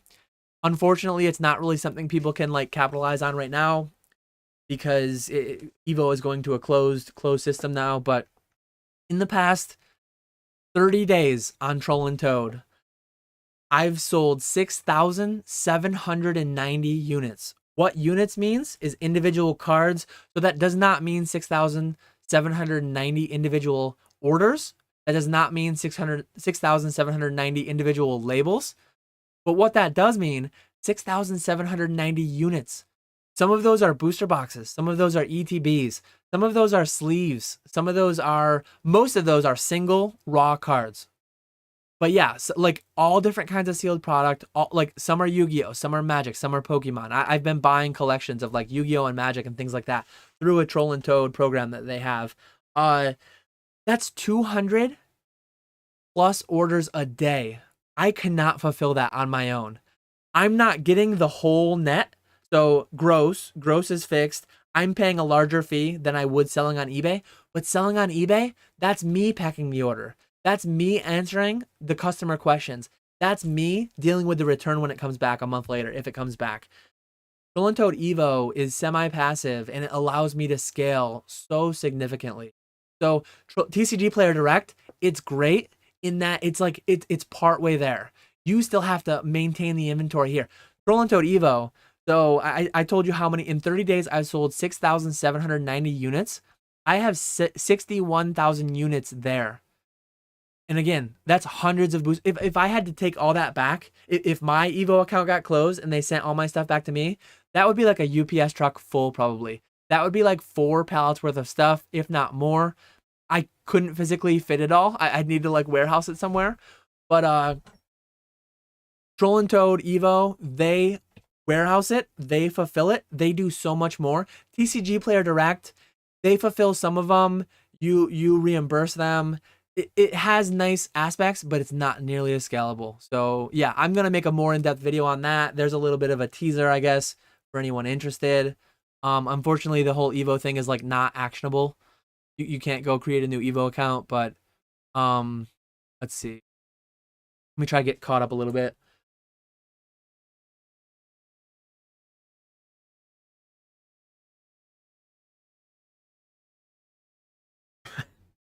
With all the networking and connections, you need a monocle. Nick said it's fairly inevitable that I'm gonna be talking about like not tax advice, but I'm gonna be talking like taxes. I'm gonna be talking business with some people down in or over in Denver.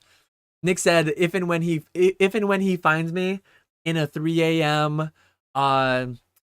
tax conversation as he did in Charlotte, he's gonna take a picture of me. He's gonna rehash the story for anyone who followed him back at Charlotte Collectacon. He took a picture of me when I was talking to Jake about like Roth IRAs. He took a picture of me, put a top hat on, put a monocle on, and something about tax advice.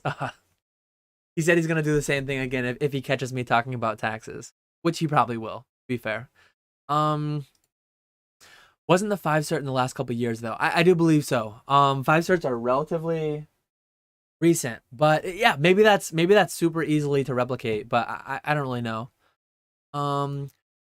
Let someone know, Metamon. I'm assuming they don't send your top loaders back. Question for anyone who's graded: does CJC send back your top loaders, or do they keep them? I think they keep them and recycle them. I think PSA years ago had an option that you could check and they would return your empty card savers to you. I don't think they do that anymore, but I'm not positive. I've never asked for them back. So basically that squirrel's a 1 of 1. Probably, maybe, but probably not. I'm not selling it anyways, so don't make offers. I don't want to sell it. Colson's on the Butterfree.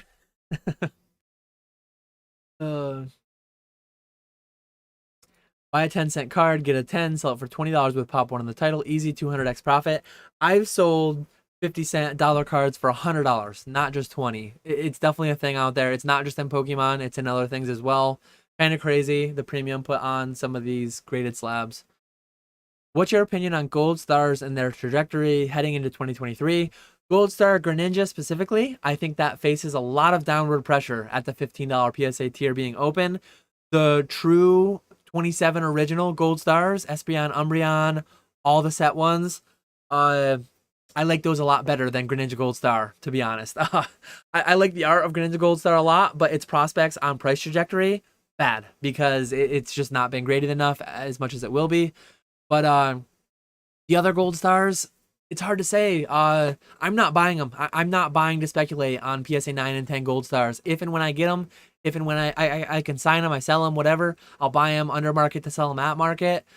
I'm not holding any long term. There's not much that I'm holding long term as far as like speculating, investing on the future price. But I think gold stars, PSA 8, PSA 9, PSA 10, raw, they're better than a lot of things. They're better than 90%, 95% of things, probably, as long as you're getting them at the right price. Market price for a card might be 500. Any given day, it might be 300, it might be 700. Get them at the lower range, you're going to be better off. What do I have myself? I do not have many gold stars. I've got a handful of CGC graded. I've got some PSA graded. I used to have a full set of PSA 9s. I sold my full set of PSA 9s in early 2020 for about 13 grand. And then a few months later, they like tripled to like 40 grand. I think they're somewhere in that range again, 40, 50, 60 grand for a PSA 9 set. If I could be wrong, that might be too high. I used those proceeds though to buy my #1 Pikachu trainer. So I did well in that exchange, I think. There are thousands of no names in sports. It makes sense that there are $1 slabs. I don't think you can compare that to Pokemon. I don't fully agree, and I think 1 million new Pokemon. No, PSA's grading. PSA's graded. So in 2020, they graded their 1 millionth Pokemon card. Just last week, they graded their 5 millionth Pokemon card. So PSA's grading about 2 million new Pokemon cards a year. I think they're gonna overshoot. I think they're gonna have too much Pokemon slabs out there. A lot of them will be fine. A lot of like the better ones, a lot of the lower pop ones, harder to replicate, will be fine. I think a lot of these pop 50,000 pops, I think those are going to age poorly. I think they're going to be everywhere. There's going to be 1,000 different slabs in 10 years that are pop 50,000. They're going to be in dollar boxes, is my opinion. I could be wrong, absolutely, but yeah, we'll see. PCA, there are several businesses in there and empty space as well. You can drive the cargo van around inside without seeing people. Yeah, 1 million square feet. That's awesome. I hope I have the honor, as Rusty did, of visiting them. I do a lot of business with both Matt Al and Troll and Toad. I hope to visit them someday. I think they're only a couple hours from Mason over at Cardinal Gaming too. So Mason, I'm definitely gonna hit you up if and when I ever do. It would probably be like a midweek thing because I need to go when like the distributor and when Troll and Toad are open. So yeah, I'll probably try to hit you up and make a visit to the shop if and when that happens. But yeah, that's right. Orlando. So Denver, I'm going for Saturday only to the convention. Orlando, I went to the last 2 hours or so of Saturday and then all of Sunday. So every convention I do a little bit different. Denver is the first convention that I'm doing 3 nights. My wife is coming with me. I usually do 2 nights so that I can get back to the family, but I'm bringing the wife with me. The grandparents, my parents, are super excited to have both of our kids and our dog for the 3 nights, kind of like 3.5 days, 3 nights. But yeah, unfortunately, paths didn't cross with Oak. He was there Saturday morning. I was only there Saturday afternoon. Someday in the future, though. Ernesto says Coulson is lucky he didn't get put on the snake. Lucky he didn't make him into an Arbok or an Ekans or something. Lord Pokesmoke with the big facts. You can always have another baby. You can't come back to Denver Collectacon 2022. I think there's a little bit of fault in that logic, but I will not point it out. Oh, it's not his first child. Still, whether or not it's your first child, it's a child, it's a human being. And Lord Pokesmoke naturally saying, just kidding, congrats. Is Pokemon a buyer's or a seller's market? Pick one. Today, it's like, is 2 plus 2 3 or 5? Pick one. It's neither solely. It's both. Well, the math analogy is bad because it's not both. I guess that's the average of the two. 2 plus 2 is 4. It's not 3 nor 5. It's the average of the two. Pokemon is both a buyer's and seller's market. I refuse to pick one because it just doesn't make sense. There's a lot of great things on sale now. There's a lot of things you can get, great items, cheap. Yeah, you can do well as a buyer or a seller or both. I do both. I think there's it's a huge market. There's a lot of space. You can do great in both regards.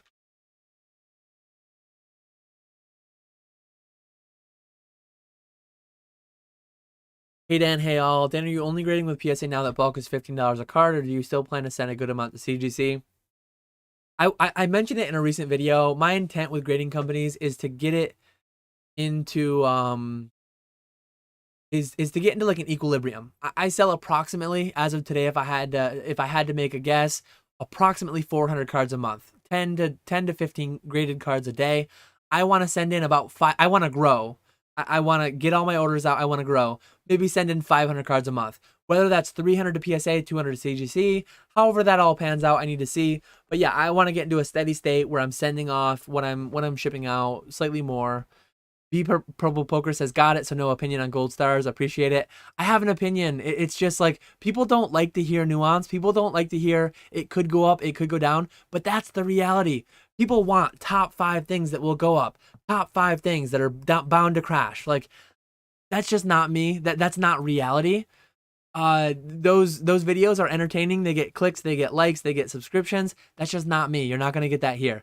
I have on consignment right now. I think we're low list on eBay. Maybe we got slightly undercut. Shout out Silent Collects. I think he's got one as well. PSA 10 Celebi Gold Star. I think we have it priced a little over 4,000 on consignment. To me, for $4,000, if I'm buying something with $4,000, I'm not gonna pick that card personally. But I would pick that over 90% of cards. There's 10% of things I would like better. Me, I'm not a 10 collector, so I would rather buy, whether it gets you 5 9s or 8 9s or however many 9s it gets you, I would rather buy that many 9s than buy 110, always. So instead of buying one PSA 10 Celebi Gold Star, I'd rather buy a handful of PSA 9 Gold Stars, a handful of PSA 8 Gold Stars. I like PSA 9 and 10 Gold Stars. I don't like 8s. As far as you go down, further down the scale, I like them less and less because they're set cards, mass-produced. Lower era in the hobby, so they're not as mass-produced, but they're still pretty mass-produced. Harder to pull, harder to replicate, absolutely. They're fine, but I just don't have enough money. I do not have enough money to buy multi-$1,000 cards and sit on them for like years and years and years as an investment. I'm not in that point. And maybe the people who do, maybe the people who are investing $5,000 in a PSA 10, $4,000 in a PSA 10 Celebi Gold Star, maybe they're millionaires. Maybe they have way more money than me. And so it makes sense for them. Maybe they've got way more in the stock market. Maybe they just have a completely different risk profile. Maybe they have a completely different financial plan. And whatever it is, it's all fine. It's just, I'm not going to sit here and tell you gold stars are great. They're going to go up in 5 years, guaranteed. I can't tell you that. That's what people want to hear, though. People want to hear they're going to go up or they're going to go down. Not they could do either, and this is why. That's just what it is. Sorry.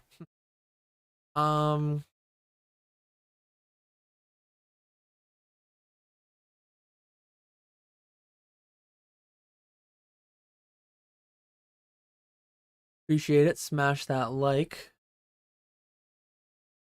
Pokemon took a sick day for this. Hope you had a lot of them banked up. I don't know if this is worthy of a sick day, but assuming that's a joke anyways, but I appreciate it. Any big plays on video games you're doing? I don't enjoy particularly that much that I'm going to do it, but I'm going to do it. When CGC opens for grading, maybe they have. I haven't watched the video yet, but I saw DeGreen Shit said something about CGC grading video games. They did recently unveil their case. I'm going to grade like Mario Kart Deluxe 8 for Switch. I'm going to grade like Pokemon Scarlet and Violet for Switch. And I'm going to do that to learn how grading works, to learn how the process works. I'm probably going to, hopefully I get punished. Hopefully I don't make money doing that. I don't know why people would buy a $60 game with a $40 grading fee for like $300. But I'm going to try doing it to just learn the process and see how it goes. That's not a big play. That's just something I'm going to be doing, something that's on my radar. I have a handful of like games from my childhood that are nostalgic to me that I bought. I bought this. I'll probably grade this eventually with VGA just to get it encapsulated. If and when the market valued it way more than I do, I'd probably sell it. But like, I think I paid $600 or $700 for this. If it's like $3,000 once it's graded, I'm gonna sell it probably. But yeah, no big plays, no ZNJ Emporium going on here. Everything's for sale, pretty much.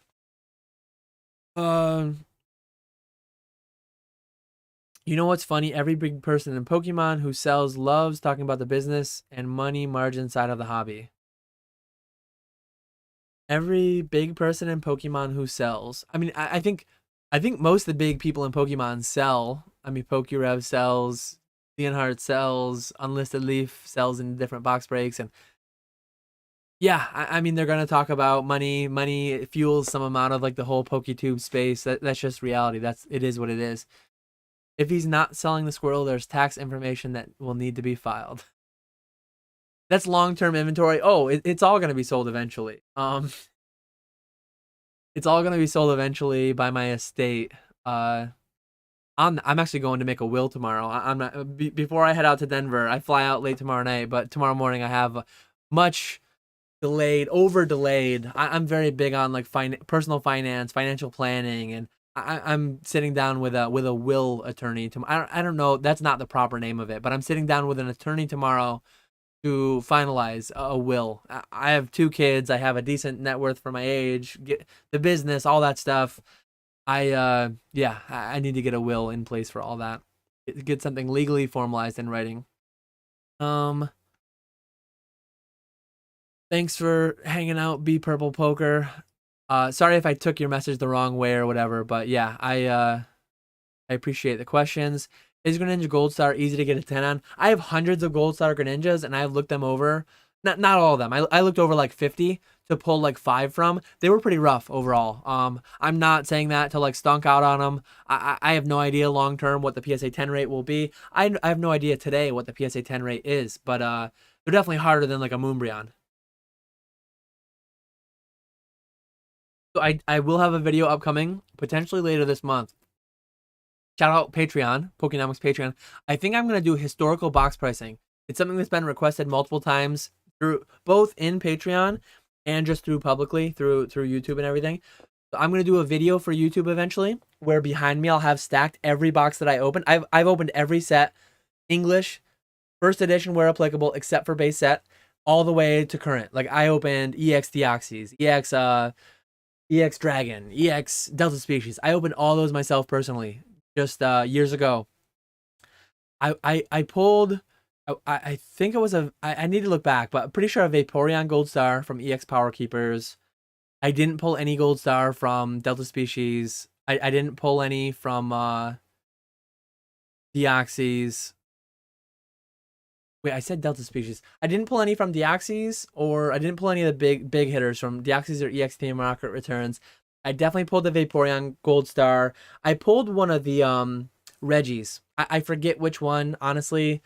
Some people, that's probably blasphemous. He pulled a Gold Star and he doesn't remember which. I'm calling BS, whatever. Like, I'm pretty sure I did. I'll need to look back, though. I can look back, so I'm going to make a video. Every date and every price I paid for every box I opened, I'll have all the empty boxes stacked behind me. Once I see the date, I can go to my PSA account and I can look up the returns that I did or the submissions that I did in the weeks after that date that I bought the box, because I submitted all the holos, all the X's. So I might make that into like a video series. One where I show all the boxes, all the prices I paid. 2 where I show all the hits that I got, because I pulled a lot of old school EXs. I pulled some Gold Stars, a lot of things that a lot of people can't say. I pulled crystal cards. I pulled reverse holo crystal cards, Skyridge, Aquapolis. I pulled Neo Destiny first edition Shinings. I did a lot of things before I made a YouTube, and I want to document more of that one of these days, both for myself and I think it'll be interesting for other people too. So if I had to guess, 3 maybe 3 from the whole EX era Gold Star series of sets, 3 to 4. One thing that I speculate might have happened back in the time. So the theory is that you get 1 Gold Star per every other box. I think they were probably seeded to where you got 3 in a case. So one thing that I think might have happened, people might have opened boxes from a case of EX Deoxys years ago. Once if they hit the 3rd Gold Star before they open the final box, they might have pushed those boxes aside, knowing that there was no Gold Star in it, and then sold those sealed, kept those sealed, sold those, and then cracked into the next case to sell or to try to find the next Gold Star. People do it in like Dragon Ball Super, I think there's like a case hit. Be careful buying loose boxes of like other TCGs that have a guaranteed case hit, because what people do is they open up the case, they get the case hit in one of the early boxes, and they sell all the other boxes loose. It's pure speculation, but I think to an extent that happened with Gold Star boxes years ago, and I think that I got less than a 1 in 2 box rate of the Gold Stars. 1, because my sample size was tiny. 2 maybe because of that though too. It's speculation, but there are $5 slabs of superstar players in sports. Absolutely. I will say I have 15 more minutes to go. I'm gonna go till 4:30 Eastern. I'm about 10 minutes behind, 15 minutes behind in chat. So I'm gonna go rapid. Feel free to leave questions in chat if you want to have them answered. I can't promise that I'll get to any asked after I say this. So if you want something answered, ask it really quickly and I'll try to get to it. But some of the people at the end I might not get to.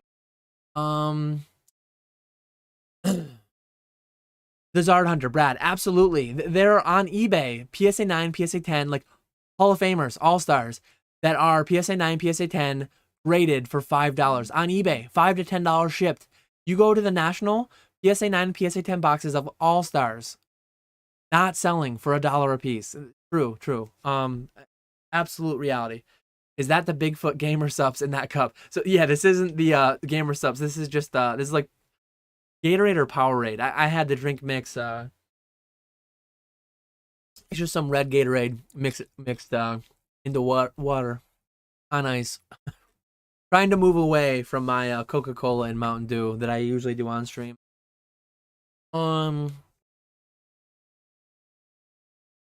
Let's try to get caught up. Hisoka says same thing as top 5 exercises to grow this muscle when in reality it's more nuanced. Absolutely.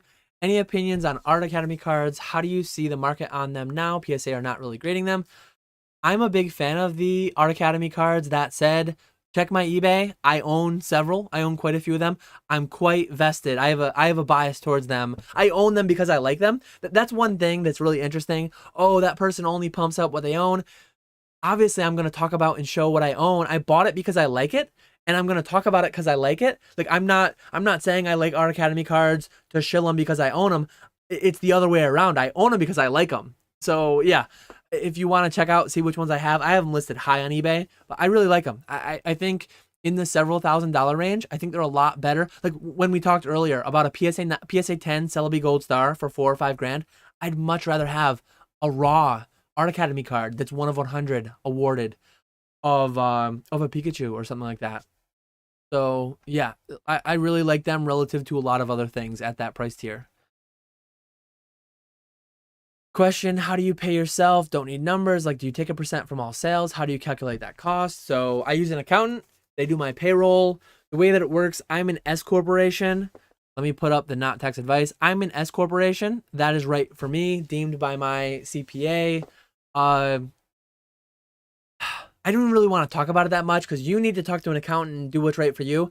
I don't functionally, like, every month I have a monthly payroll, quarterly payroll. On paper, I pay myself on paper through the S corporation, and I pay payroll taxes, and I pay all the taxes, all the fees, IRS, everything that I'm supposed to pay.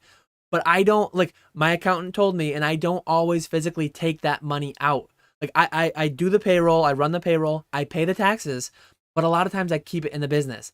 I pull out a set amount every month that I put into 401ks, IRAs, things like that. But as far as, like, actually paying myself into my personal account for my business, very rarely, if ever, do I do that, because my wife's salary with her teaching job, that almost fully covers our living expenses. So that's probably more confusing than anything. So apologies if that made you more confused, but your accountant or who does your payroll will be able to help you out there.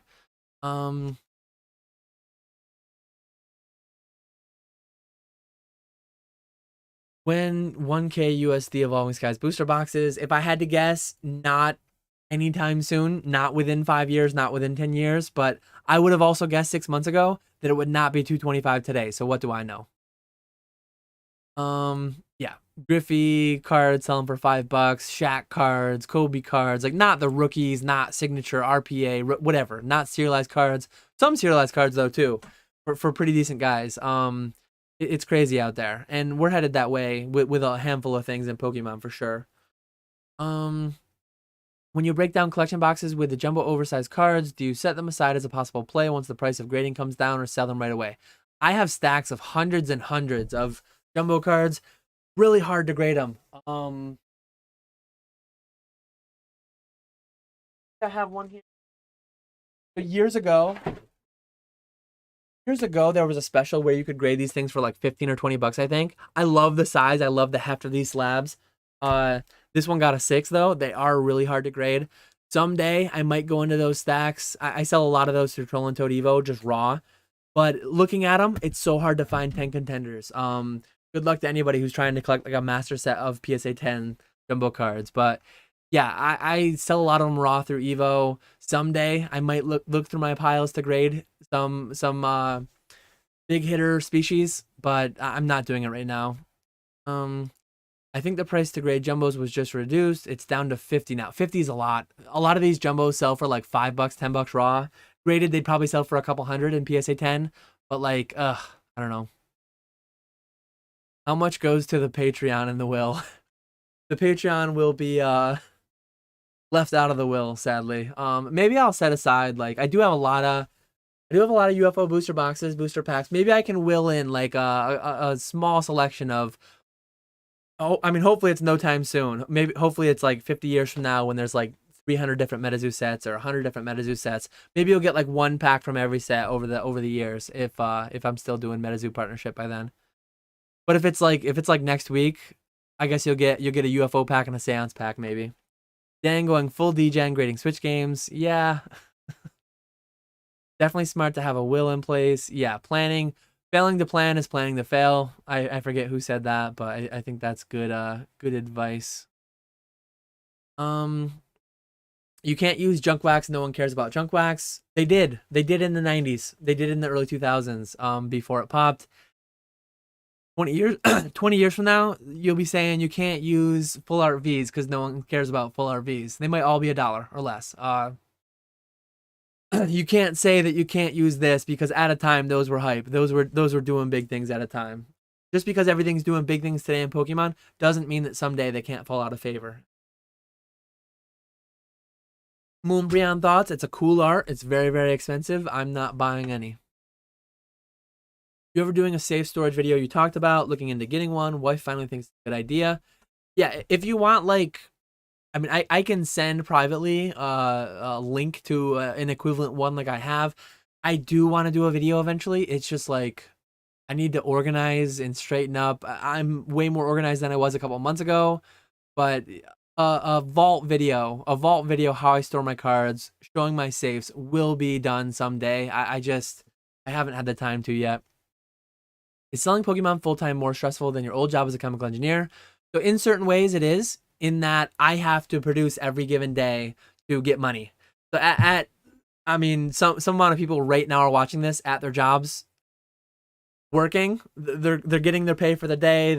I mean, whether or not they actually are working, the paycheck comes, right? Unless you slack off so much that you get fired. But so there's some amount of stress in that every day I need to wake up, I need to perform, I need to do something to make myself be further ahead than I was yesterday, because every benefit, all the outcomes that I get are direct results of the inputs that I put in. So I think that's freeing though. Like, I think it's a positive, but it could be seen as a con. It could be seen as stressful. As far as like having a huge portion of my net worth and my income tied up in Pokemon, that's a bit stressful. That's a bit scary from that perspective. I worked with some very hazardous chemicals. Part of the reason that I'm growing a beard today, I think my stream dropped for a second. Part of the reason that I'm growing a beard today and couldn't before, I had to wear a full face respirator at my job because I worked with very, very hazardous chemicals. There was some amount of stress with like, what effect on my future health and life will this have on me?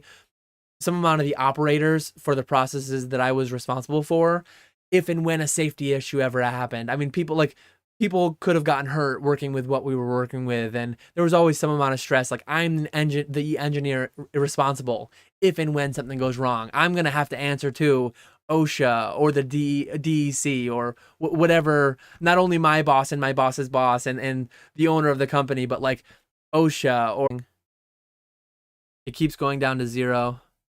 But I'm going to wrap up here in the next 5 minutes or so. I just got a reconnection successful notification. Hopefully I'm back. Yeah. Part of the reason that I created the YouTube is because I'm like, man, I did so much cool stuff. So many people, Zach, Rusty, Scott, Nick, so many people were doing such cool things on their YouTube while I was doing cool things off YouTube. I'm like, why don't I just make a YouTube? I don't care if no one ever watches it, But like I want to document this stuff for myself. So yeah, that's why I have a YouTube now.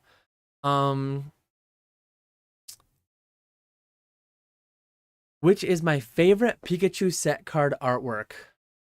That is so tough. That is, I'm not prepared to answer that, Oak.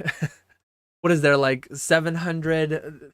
I think to that Quador on E4 years ago. I mean, I think he's still around E4, but uh, he has like every Pikachu, every language, and it wouldn't be 700 then just English, but base set comes to mind because it's nostalgic. Base set and jungle. I mean, that's a boring answer no one wants to hear. I honestly, I would need to look. I would need to look at a lot of them because I just don't have that great a recollection of a lot of the recent ones, and I can't do the question justice just throwing out a random one because I haven't like researched enough. I haven't stayed current enough on Pikachu arts to answer it well. Um.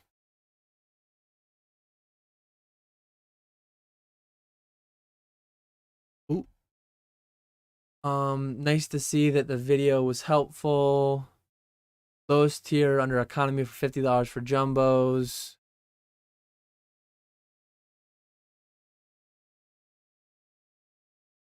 You can't compare junk wax to Pokemon. I'm sorry, it's just not right. Pokemon, I'm not calling for it. Pokemon could absolutely go the way of junk wax. I mean, Pokemon, there's a non-zero chance that 20, 30 years from now, people just don't care about cards anymore. People don't care about Pokemon cards. I don't think it's a high likelihood. I wouldn't do this full time as a business if I thought it was, but there's some amount of there's some amount of reality there that could happen. Um,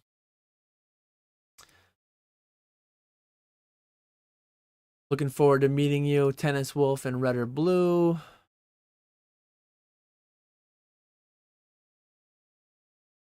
We got an accountant in the chat saying maximize that qubit deduction. Sam owns 8 art academies. Undecided whether to grade them all with BGS when I fell over to the States next year. Wow. Congrats on owning 8 of them. That's a big accomplishment. That's about what I own. That's in the vicinity. I don't know exactly how many I own. Um, Probably in that, yeah, in that range. They're all on my Instagram. They're all on my eBay. Yeah, I'm vending in the, let me show it. I'm vending. That's the wrong one. There we go. I'm vending in section 36 with Old Skool Pokemon, Cardinal, Swami, Pikachu, DNA, the old card shop. Quite a few of us in section 36. So come say hi, Red or Blue. Looking forward to meeting. I don't know if you're traveling with Conver. I don't know if you're traveling with Connor, but I know you guys do the Kanto conversations together, and I know he's in Rochester, Rock Pokemon. I don't know exactly where you're from. I think you're from a different state now that I think about it, having watched some of the podcasts. But it'll be cool to meet you, as well as everyone else. I'm gonna rapid fire a few more and wrap up soon. Appreciate everyone hanging out today. Um, you don't ever pay for any bills. But my wife and I, we have a joint account. I think this is referencing where I said my wife's salary covers the bills. We've had a joint account.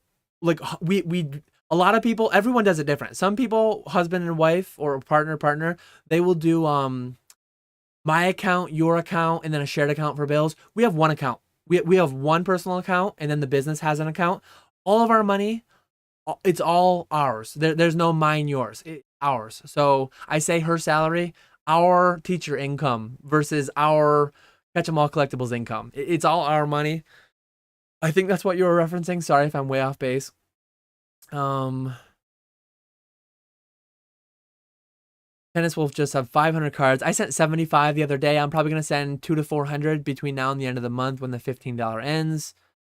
Um, $80 is the lowest for Jumbo, apparently.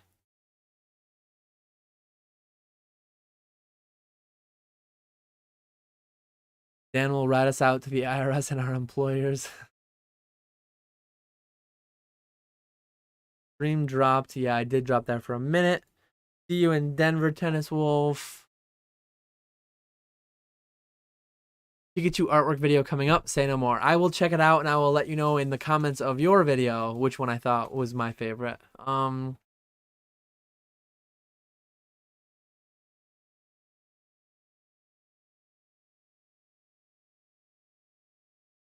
Okay.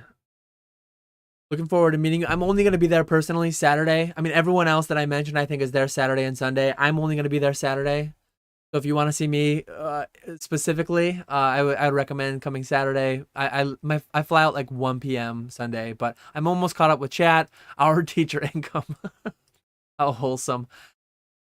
Some of those things are the kinds of things like I want to talk about on my channel. I contemplated someday doing a personal finance blog, a personal finance YouTube podcast thing, and I'll just bring it into Pokemon and see.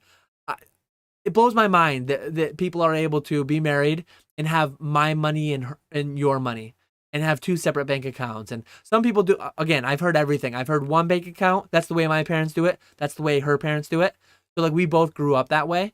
But I have friends my age. I have aunts and uncles who some do my account, your account. Some do my account, joint account with no, like, because one of them's a stay-at-home mom or whatever. I know every situation. And personally, like the only way that makes sense to me is a joint account. We're married. It's all ours. If and when, I mean, there's no till death do us part, all that stuff. Uh, but yeah. Anyways, appreciate everyone hanging out. Got a little off topic there, but Professor Oak does the same thing. I'm gonna call it there because I'm already 3 minutes into overtime. Tomorrow night I'm leaving for Denver. Friday I will be available. Hit me up, Instagram, Discord, email. Let's meet up in Denver. I'm gonna be hanging out Friday. I'm gonna be at the convention Saturday. Sunday I'm gonna be unavailable, probably traveling back home. But yeah, very much look forward to meeting up with everyone.